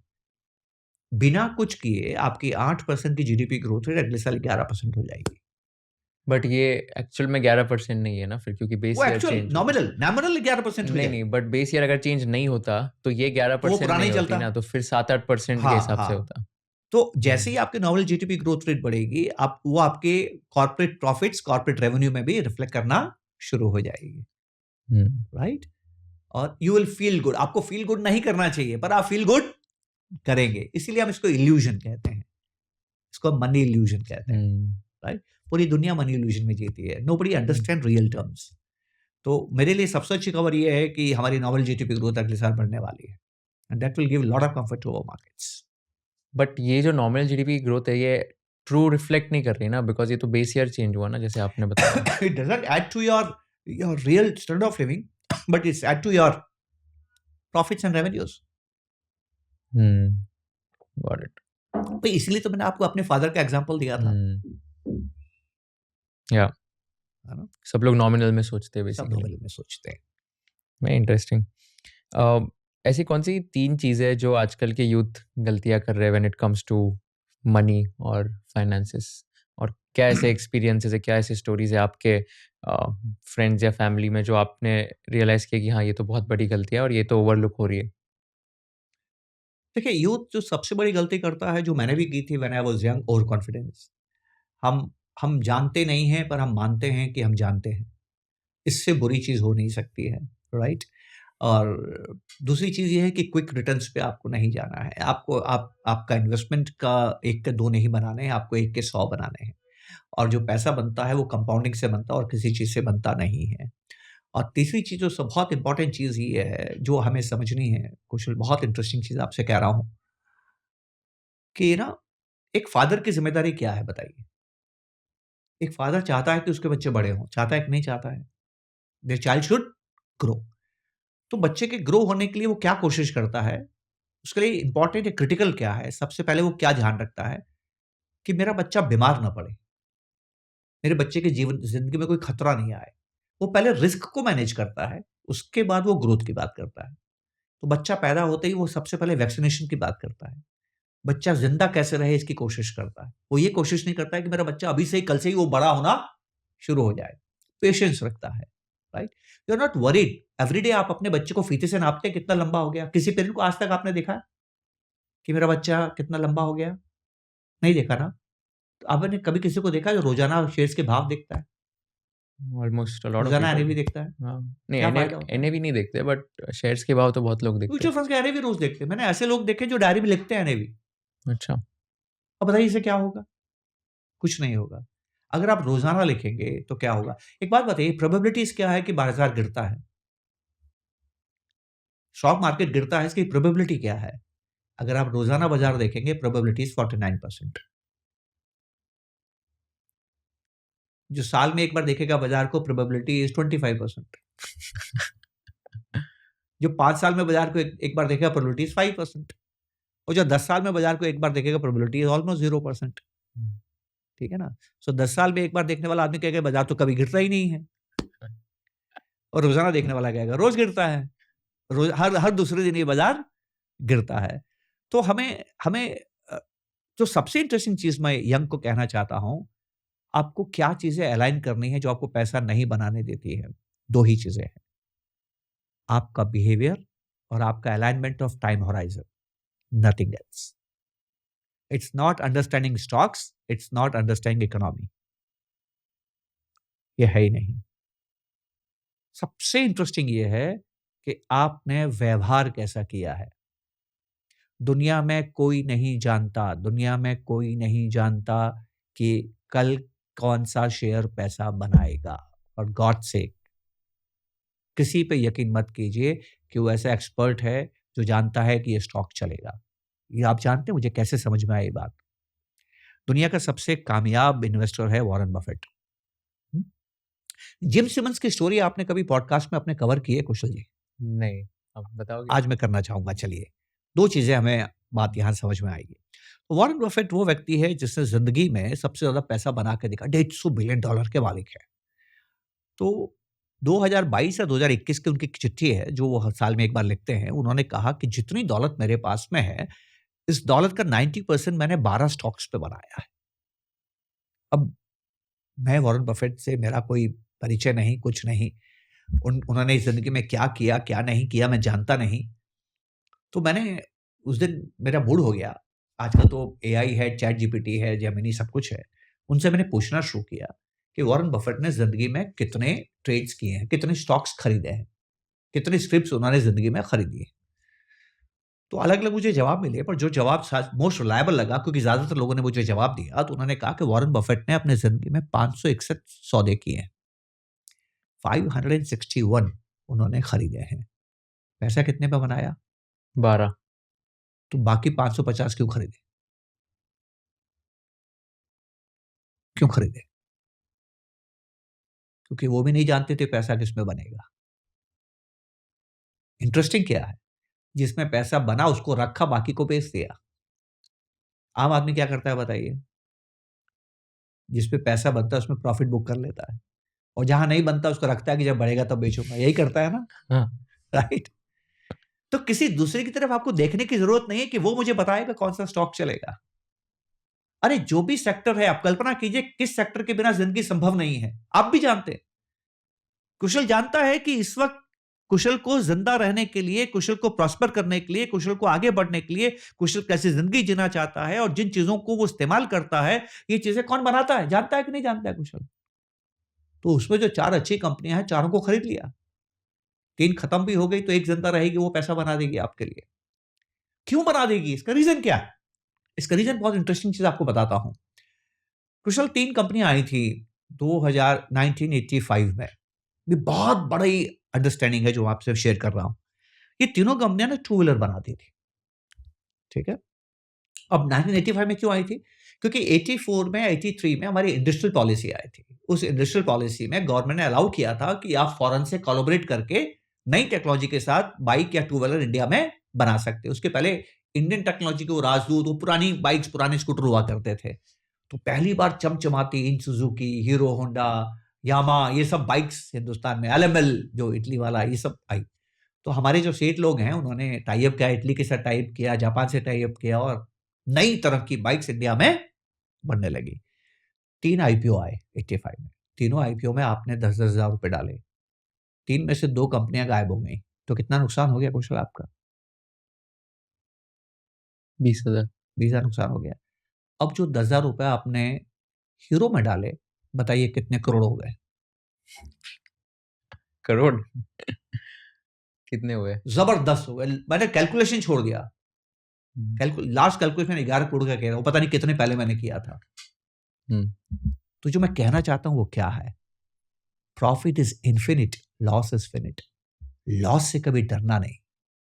बड़े से बड़ा लॉस आप पहले से जानते हैं मैक्सिमम कितना हो सकता है, आप पहले से ही जानते हैं। लेकिन प्रॉफिट कितना हो सकता है आप नहीं जानते हैं। इसलिए 560 शेयर्स खरीदने के बाद भी पैसा केवल 12 में बनता है। This is what we have to understand, compounding, right? जो चीज अच्छी आपके हाथ में लग गई है उसको पकड़ लीजिए और चलते बनिए। पोर्टफोलियो आपको पैसा बना के देता है, इक्विटी आपको पैसा बना के नहीं देती है, पोर्टफोलियो पैसा बना के देता है ना? मैं एक बहुत इंटरेस्टिंग चीज आपको बताता हूँ, पोर्टफोलियो की ताकत क्या होती है, इक्विटी की ताकत क्या होती है। माफी चाहता हूँ कुशल, ये आपकी परीक्षा है एक तरह से। पॉडकास्ट में आप सवाल पूछते पर मैं आपसे सवाल पूछ रहा हूँ। आप ठीक मुझे नाम पूछिए कि कौन सी कंपनी में पैसे डूब गए, मैं आपको नाम बता दूंगा कि ये स्टॉक में इस कंपनी को अगर आपने खरीदा है तो आपके पैसे डूब डूब गए। कौन से डूब गए मतलब 100% डूब गए। कौन सा स्टॉक है? और मेरे खुद के डूबे, सिल्वर लाइन में, डीएसके सॉफ्टवेयर में, हिमाचल फ्यूचरिस्टिक में, पेंटा मीडिया में, मेरे खुद के पैसे डूब गए, मोदी रबर में, मेरे अपने खुद के पैसे डूब गए। ठीक है ना? खत्म, जीरो हो गए। ठीक है? मैं बहुत सी कंपनी आपको बता सकता हूं जिसमें पैसा आपका जीरो हो गया, राइट? अब मैं आपसे एक सवाल पूछ रहा हूं, इन्हीं कंपनियों में जो डूब जाती हैं, म्यूचुअल फंड्स पे इन्वेस्टमेंट करते हैं। Silver line was a part of mutual fund portfolio. DSK software in 99 2000 was a part of mutual fund portfolio. Mutual funds भी तो, इक्विटी म्यूचुअल फंड्स भी तो इसी में इन्वेस्टमेंट करते हैं ना। तो मैं आपसे सवाल पूछता हूं, आप मुझे एक इक्विटी म्यूचुअल फंड का नाम बताएंगे जो डूब गया है? डूबने का मतलब परमानेंट लॉस, बताइए नाम। नहीं, कोई भी नहीं है ऐसा तो इक्विटी म्यूचुअल फंड जो लॉस। हो ही नहीं सकता है। कितनी इंटरेस्टिंग बात है ना? उसी शेयर्स में जो डूबते हैं, अगर आप पोर्टफोलियो बनाते हैं तो जिंदा रहते हैं। सोचिए क्यों? इसीलिए मैं कहता हूं पोर्टफोलियो आत्मा होती है। आत्मा का काम है कमजोर शरीर को छोड़ना और मजबूत में प्रवेश करना। तो आपका पैसा स्टॉक्स नहीं बनाता है, आपका पैसा पोर्टफोलियो बनाता है। क्यों बनाता है? Profits are infinite and losses are finite. कितनी मामूली बात है। इनफैक्ट कुशल, सबसे दुख की बात यह है कि इन्वेस्टिंग में जो सीक्रेट्स है ना, वो बहुत मामूली हैं। वो इतने मामूली हैं इसलिए लोग उसकी तरफ ध्यान ही नहीं देते हैं। उनको लगता है ये कोई बात है कि ऐसे कोई पैसा बनता है क्या? तो आप रेकमेंड करोगे कि इंडेक्स फंड्स में भी इन्वेस्ट करना चाहिए यंग इन्वेस्टर्स में? इंडेक्स फंड्स में आपको इन्वेस्टमेंट करना चाहिए पर आपकी ज़िंदगी अच्छी नहीं होगी। उसका रीज़न ये है कि इंडेक्स फंड जब बाज़ार अच्छा करेगा तो इंडेक्स फंड अगर पीछे रह गए तो आपको दुःख होगा कि मैंने इंडेक्स फंड क्यों ले लिया। और जब बाज़ार अच्छा नहीं करेगा तब भी हो सकता है कि इंडेक्स फंड में गिरावट आपके एक्टिव फंड से ज़्यादा हो जाए, तब भी आपको खराब लगेगा कि मैंने इंडेक्स फंड क्यों ले लिया। अगर आप इन चीज़ों से परेशान नहीं होते हैं, रोज़ाना उसका असेसमेंट नहीं करते हैं, तो इंडेक्स फंड आपके लिए अच्छा पैसा बना सकता है। अब तो आपको इंडेक्स फंड की भी ज़रूरत नहीं है। अब तो आजकल ज़बरदस्त तरीके से फंड्स आए हैं जिनको मैं बोलता हूँ फैक्टर इन्वेस्टिंग। क्या होता है? है ना? Momentum funds, value funds, equal weight funds, ये जो निफ्टी ने जो एक्टिवली मैनेज पैसिव फंड्स, मतलब क्या होता है? एक्टिवली मैनेज मतलब एनएससी या स्टॉक एक्सचेंज आपके लिए काम कर रहा है कि कौन से शेयर्स अभी भाग रहे हैं, कौन से शेयर्स में वैल्यू अच्छी है, कौन से शेयर्स पे डिविडेंड यील्ड अच्छी है। वो खुद ही आपको उसका इंडेक्स बना के दे रहे हैं, अलग से इंडेक्स बना के आपको दे रहे हैं। तो अब तो इंडेक्स फंड में बहुत वैरायटी हो गई है और बहुत खूबसूरत तरीके से इंडेक्स फंड भी आपके पास में आ गए हैं। लेकिन हाँ, अगर आप एक्टिव फंड्स में जाना चाहते हैं, तो एक बात को हमेशा याद रखिएगा, बहुत से एक्टिव फंड्स आपके आपके इंडेक्स को हरा नहीं पाएँगे और बहुत से हरा भी पाएँगे। तो आपको समझना होगा किस फंड हाउस के पास सिस्टम अच्छा है, कौन से फंड मैनेजर पे आपको यकीन है। आप तब तक नहीं जाएँगे जब तक आप सुपरस्टार फंड मैनेजर को नहीं जानते हैं, सुपरस्टार फंड हाउस को आप नहीं जानते हैं, क्योंकि आपको चांसेस भी देखने होंगे कि एक्टिव मैनेजमेंट में चांसेस क्या हैं।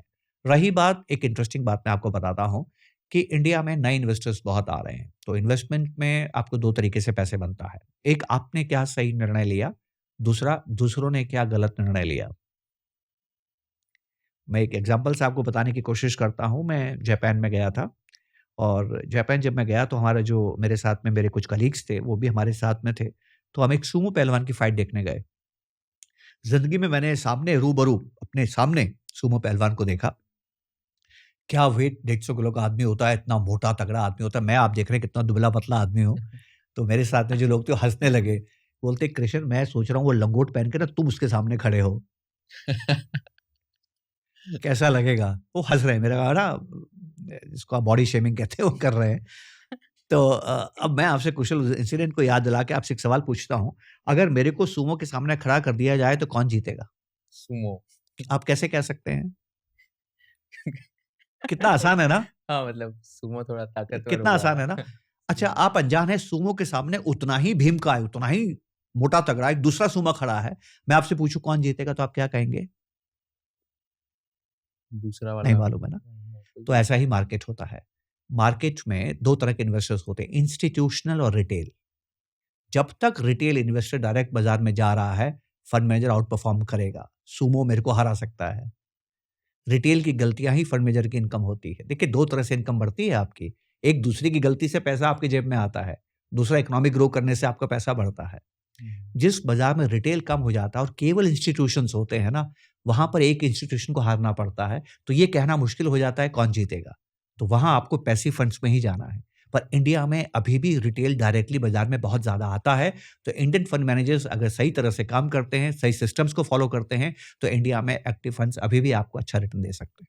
तो अगर लेट्स से मेरे पास ₹10,000 पर मंथ इन्वेस्ट करने के लिए मुझे एसआईपी शुरू करनी है। मैं आज 25 साल का हूँ एंड मैं मुंबई जैसे शहर में आया हूँ जॉब करने के लिए। ₹6 लाख पर एनम की तनख्वाह है। तो मेरे को ₹10,000 की अगर एसआईपी करनी है आज, तो what is the direct allocation according to you कि कौन से कैटेगरी ऑफ फंड्स में कितना पैसा डालना चाहिए और एलोकेट कैसे करना है ₹10,000 को? देखिए, सबसे पहले तो मैं इसको इस तरह से देखता ही नहीं हूँ कि आपने कैसे तय कर लिया कि आपको ₹10,000 की एसआईपी करनी क्योंकि मेरे पास उतना ही है अभी, है ना? 10,000 ही है, हाँ, इससे ज़्यादा है तो नहीं। वो आपको देखना बहुत ज़रूरी है। 50,000 मैं कमा रहा हूँ, तो मैं हुँ, सोच रहा हूँ कि 20% मुझे इन्वेस्ट करना है और मेरे 40,000 हुँ। खर्च होने वाले हैं। मैं थोड़ा-सा आपका वक़्त लूँगा, मैं माफ़ी चाहता हूँ। मेरे घर ना एक बार क कारपेंटरी का काम हुआ था और कारपेंटरी में एक हेल्पर आया था। तो उस हेल्पर से मैंने पूछा कि तुम पैसा बचा के इन्वेस्ट करते हो? और वो हेल्पर थोड़ा पढ़ा-लिखा था, 12th पास था, तो वो समझता था इन चीज़ों को। तो मैंने पूछा कि तुम, कहता है, हँसता है, उसके चेहरे पे थोड़ी मुस्कुराहट आती है जिसमें दुःख होता है। कहता है, "गरीब का क्यों मज़ाक उड़ाते हो?" मैंने कहा, "तेरा मज़ाक कैसे उड़ा रहा हूँ मैं यार?"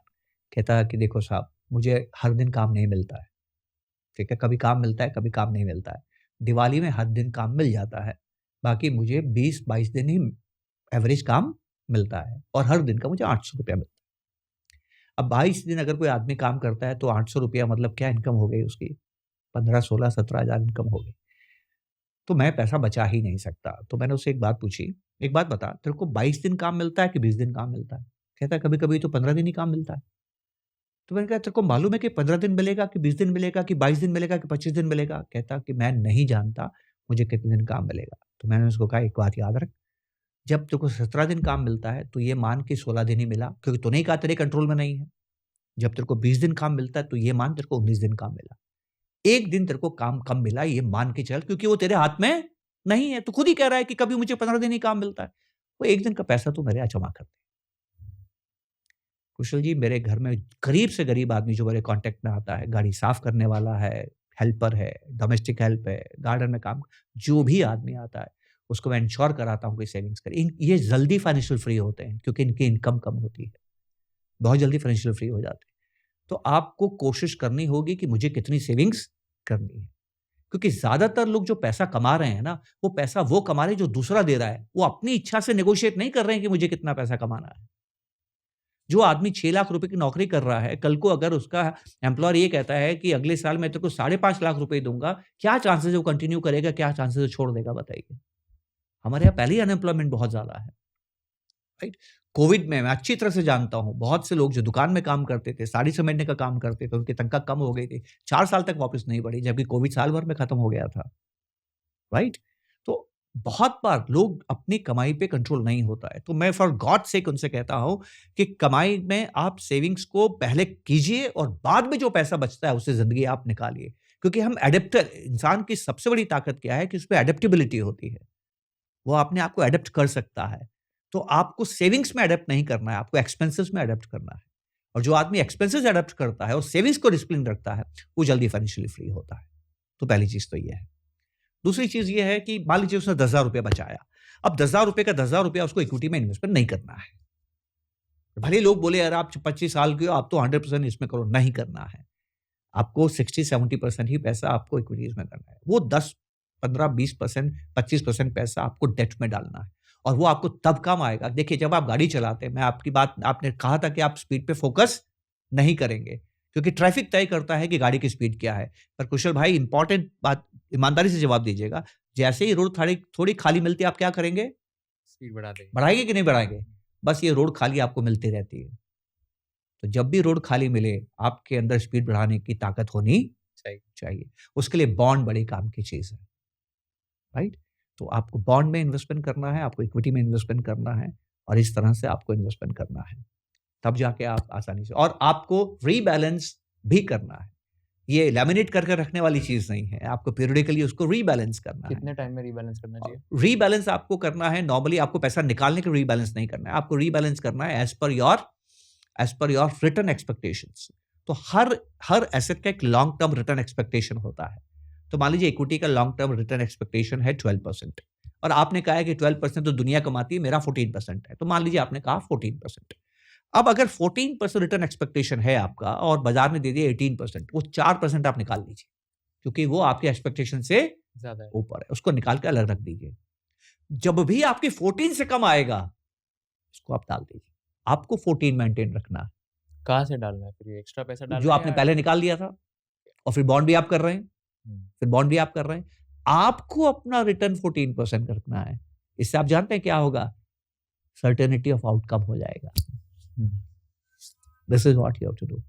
और ये जो 10,000 है, तो ये फिर कौन सी कैटेगरी ऑफ इक्विटी फंड्स और डेट मैं फंड्स में डालना हाँ चाहिए? सर? कौन सी कैटेगरी ऑफ इक्विटी फंड्स और डेट फंड्स में डालना चाहिए एज़ आई आपके टोल्ड हिसाब यू, से? अगर आप म्यूचुअल फंड्स को पैसा दे रहे हैं, तो उनको कहिए जहाँ डालना डालिए। Don't tie their hands. This is my way of thinking. मैं कौन होता हूँ तय करने वाला अभी क्या चलेगा, अभी कौन चलेगा? लेट देम डिसाइड ना। अगर मैंने ये डिसाइड कर लिया कि अभी ये चलेगा और उसी फंड में पैसा दिया और वो नहीं चला, fund manager can't do anything.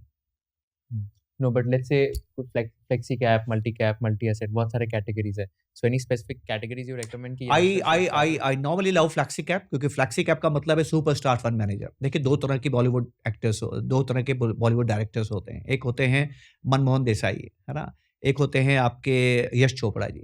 Yash Chopra ji को आप देखिए, वो एक ही हीरो की फ़िल्म बनाते हैं और वो हीरो पे यकीन करते हैं कि ये हीरो मेरे को पैसा निकाल के दे जाएगा। मनमोहन देसाई कहता है कि मुझे लफड़ा ही नहीं करना, ना मुझे मेरे पास ना टाइम है, ना मुझे पैसा खर्च करना है ज़्यादा चीज़ों पे। मुझे पता नहीं कहानी चलेगी, नहीं चलेगी, म्यूज़िक चलेगा, नहीं चलेगा। मैं विनोद खन्ना को लूँगा, मैं ऋषि कपूर को लूँगा, मैं अमिताभ को लूँगा, हर एक के फैन्स हैं। ओपनिंग में इनके सबके फैन्स आएँगे, इनके सबके फैन्स आएँगे। तो अगर आपको फंड मैनेजर पे बहुत यकीन है, फ्लेक्सी कैप। अगर आपको फंड हाउस पे यकीन है, मल्टी कैप, सिंपल। वाओ! मतलब this was like a master class एकदम ऐसे इतने ईज़ी वे में आपने एक्सप्लेन किया राइट। एकदम बहुत अच्छे वे में समझ आ गया but thank you so much for doing this बहुत ही मज़ा आया आपसे बात करके। Last question that I ask all my guests it's a tricky one. If you are in the shoes of Kushal Lodha and if you are interviewing mister Krishna Sharma, what is one question you would like to ask him towards the end? ज़िंदगी से चाहते क्या है यार, ये बताओ? कागज़ पे ज़िंदगी लिखा है कभी? ज़िंदगी से चाहते क्या हो आप? ये बताओ। कभी कागज़ पे लिखा है? Purity of thought and purity of consciousness होना चाहिए। इंसान, आप जानते हैं कुशल, बुरा लगेगा सुन के, ये दुनिया का सबसे बेईमान जीव है। और बेईमानी, इंसान अक्लमंद भी है, दुनिया का सबसे अक्लमंद भी है।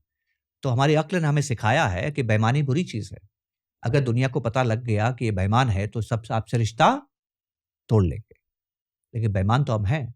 ज़िंदगी भर हम खुद से बेईमानी करते हैं। इन्वेस्टमेंट में खुद से बेईमानी नहीं करनी है। As simple as that. तो मैं आम आदमी को पूछता हूँ, क्या आप धनी बनना चाहते हैं? वो बोलता है हाँ।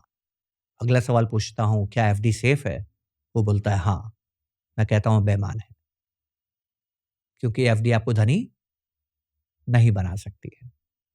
तो लिखिए कि मैं धनी बनना नहीं चाहता हूँ। जो आप चाहते हैं वही आपको करना होगा। So please be honest to yourself. Purity of thought and purity of consciousness. इस बाजार में आप उधार के विश्वास से पैसा नहीं बना सकते। उधार के पैसे से आप पैसा बना सकते हैं। You can invest with borrowed money, you cannot invest with borrowed conviction. 2 minute लूंगा कन्विक्शन बताने के लिए। कन्विक्शन किसे कहते हैं? और याद रखिएगा, जो भी मेरे युवा दोस्त सुन रहे हैं, मेरी इस बात को याद रखिएगा, जब तक आप अपनी ये परीक्षा नहीं लेंगे तब तक आप में कन्विक्शन नहीं है। कन्विक्शन नहीं होगा तो करेज नहीं आएगा, और करेज नहीं आएगा तो आप सर्वाइव नहीं करेंगे। लौट के उसी इक्वेशन में आता हूँ, सर्वाइवरशिप। यहाँ पैसा उसी ने बनाया है जो हर हाल में सर्वाइव करता है, नहीं तो आप पैसा नहीं बना सकते। मेरे बचपन में नट आते थे घर के सामने, वो रस्सी पे चलते थे, रोप वॉक करते थे। जब उनको पैसा कम मिलता था ना कुशल, तो एक खराब काम करते थे, अपने 4-5 साल के बच्चे को कंधे पे बैठाते थे और रोप वॉक करते थे। इससे क्या है कि जो तमाशा देखने वाले लोग हैं ना, उनको बच्चे के प्रति थोड़ा-सा सिम्पैथी होता है, डर लगता था उनको, अरे बच्चा गिर जाएगा तो मर जाएगा। और वो आसानी से रोप वॉक कर लेता था और नीचे आता था, लेकिन फिर भी लोगों को शांति मिलती थी, अरे बच्चे को कुछ नहीं हुआ। और शांति होने से हैप्पीनेस केमिकल आता है और आपकी जेब से पैसा ज़्यादा निकलता है। Can you see that picture? आप पिक्चर बना पा रहे हैं आप मन में? चलिए, आप उस तमाशे को देख रहे हैं। मैं वो तमाशा करने वाला हूँ और आपसे पूछता हूँ, क्या मैं रोप वॉक कर सकता हूँ? आप क्या कहेंगे? अभी मैंने करके दिखाया आपको, आप क्या कहेंगे? कर सकता हूँ कि नहीं कर सकता हूँ? हाँ, कर सकते हो। क्या आपको यकीन है कि मैं रोप वॉक कर सकता हूँ? हाँ, कर सकते हो। आपको क्यों यकीन है कि मैं रोप वॉक कर सकता हूँ? क्योंकि अभी आपने जस्ट करके दिखाया। तो आपको यकीन है कि मैं कर सकता हूँ? हाँ। चलिए, अगर आपको यकीन है मैं कि रोप वॉक कर सकता हूँ, मैं अपने कंधे से अपने बच्चे को उतारता हूँ और आपसे कहता हूँ अपना बच्चा दीजिए। अब मैं कर सकता हूँ? नहीं। देखा आपने? इस तरह से कन्विक्शन हिलता है। तो जब बाज़ार बढ़ता है ना, सबको यकीन होता है कि यहाँ पैसा बनेगा, और जैसे ही बाज़ार गिरता है लगता है कि पैसा नहीं बनेगा। तो आपको पहले ही कहना चाहिए था ना मुझे कि मैं रोप वॉक नहीं कर सकता हूँ। And this is how humans react. Humans are contextual. Context बदलता है, उनके विश्वास बदलते हैं। बाज़ार में एक ही कॉन्टेक्स्ट है, बाज़ार चाहे ऊपर-नीचे हो जाए, मुझे पैसा बनाना है, क्योंकि मैं जानता हूँ कि बाज़ार ऊपर-नीचे होता है। अगर बाज़ार ऊपर-नीचे होता है तो भैया आप ऊपर-नीचे क्यों होते हो? अगर आप बाज़ार के साथ ऊपर-नीचे होते हो तो आप इन्वेस्टर हो ही नहीं, आप एक आम आदमी हो, दूर रहिए। Simple. Wow! Thank you so much sir for thank doing you. This. बहुत मज़ा आया आपसे बात करके, एंड इतने ज़्यादा एग्जांपल्स, इतने ज़्यादा एनालॉजीज़ दिए आपने, थैंक बहुत यू। ईज़ी वे में एक्सप्लेन किया। I am sure everyone who is watching this is going to get immense value. Trust me when I say this, I mean it completely. This was one of the best podcast I have shot. I have shot 345 podcast in the last 5.5 my years, god. And this was one of the best ones जहाँ पर इतना ज़्यादा easy way में आपने explain thank किया। You. Thank you so much once again, and wish you all the best for all the seminars that you do. Thank you, Kushal. So nice of you. Thanks for the opportunity. Thank you so much. Thank you so much for watching this video till the end. Before we end this video, I'd like to thank Grow for being our title sponsor. With support like this, we can deliver actionable finance content to our audience. So go ahead and download the Grow app today and tell us in the comment section which guest you want so that we can invite them. Also, ऐसे कौन से questions है जो मैंने पूछने चाहिए थे, कौन से questions है जो मैंने नहीं पूछने चाहिए थे, ऐसे कौन से parts है आपको लगता है trim करने चाहिए थे, हमें comment section में बता देना ताकि we can give you the most value additive content. Thank you so much once again for watching this entire podcast, and stay tuned for more amazing episodes of Conversation with Kushal. Investment in securities market are subject to market risks. Read all the related documents carefully before investing.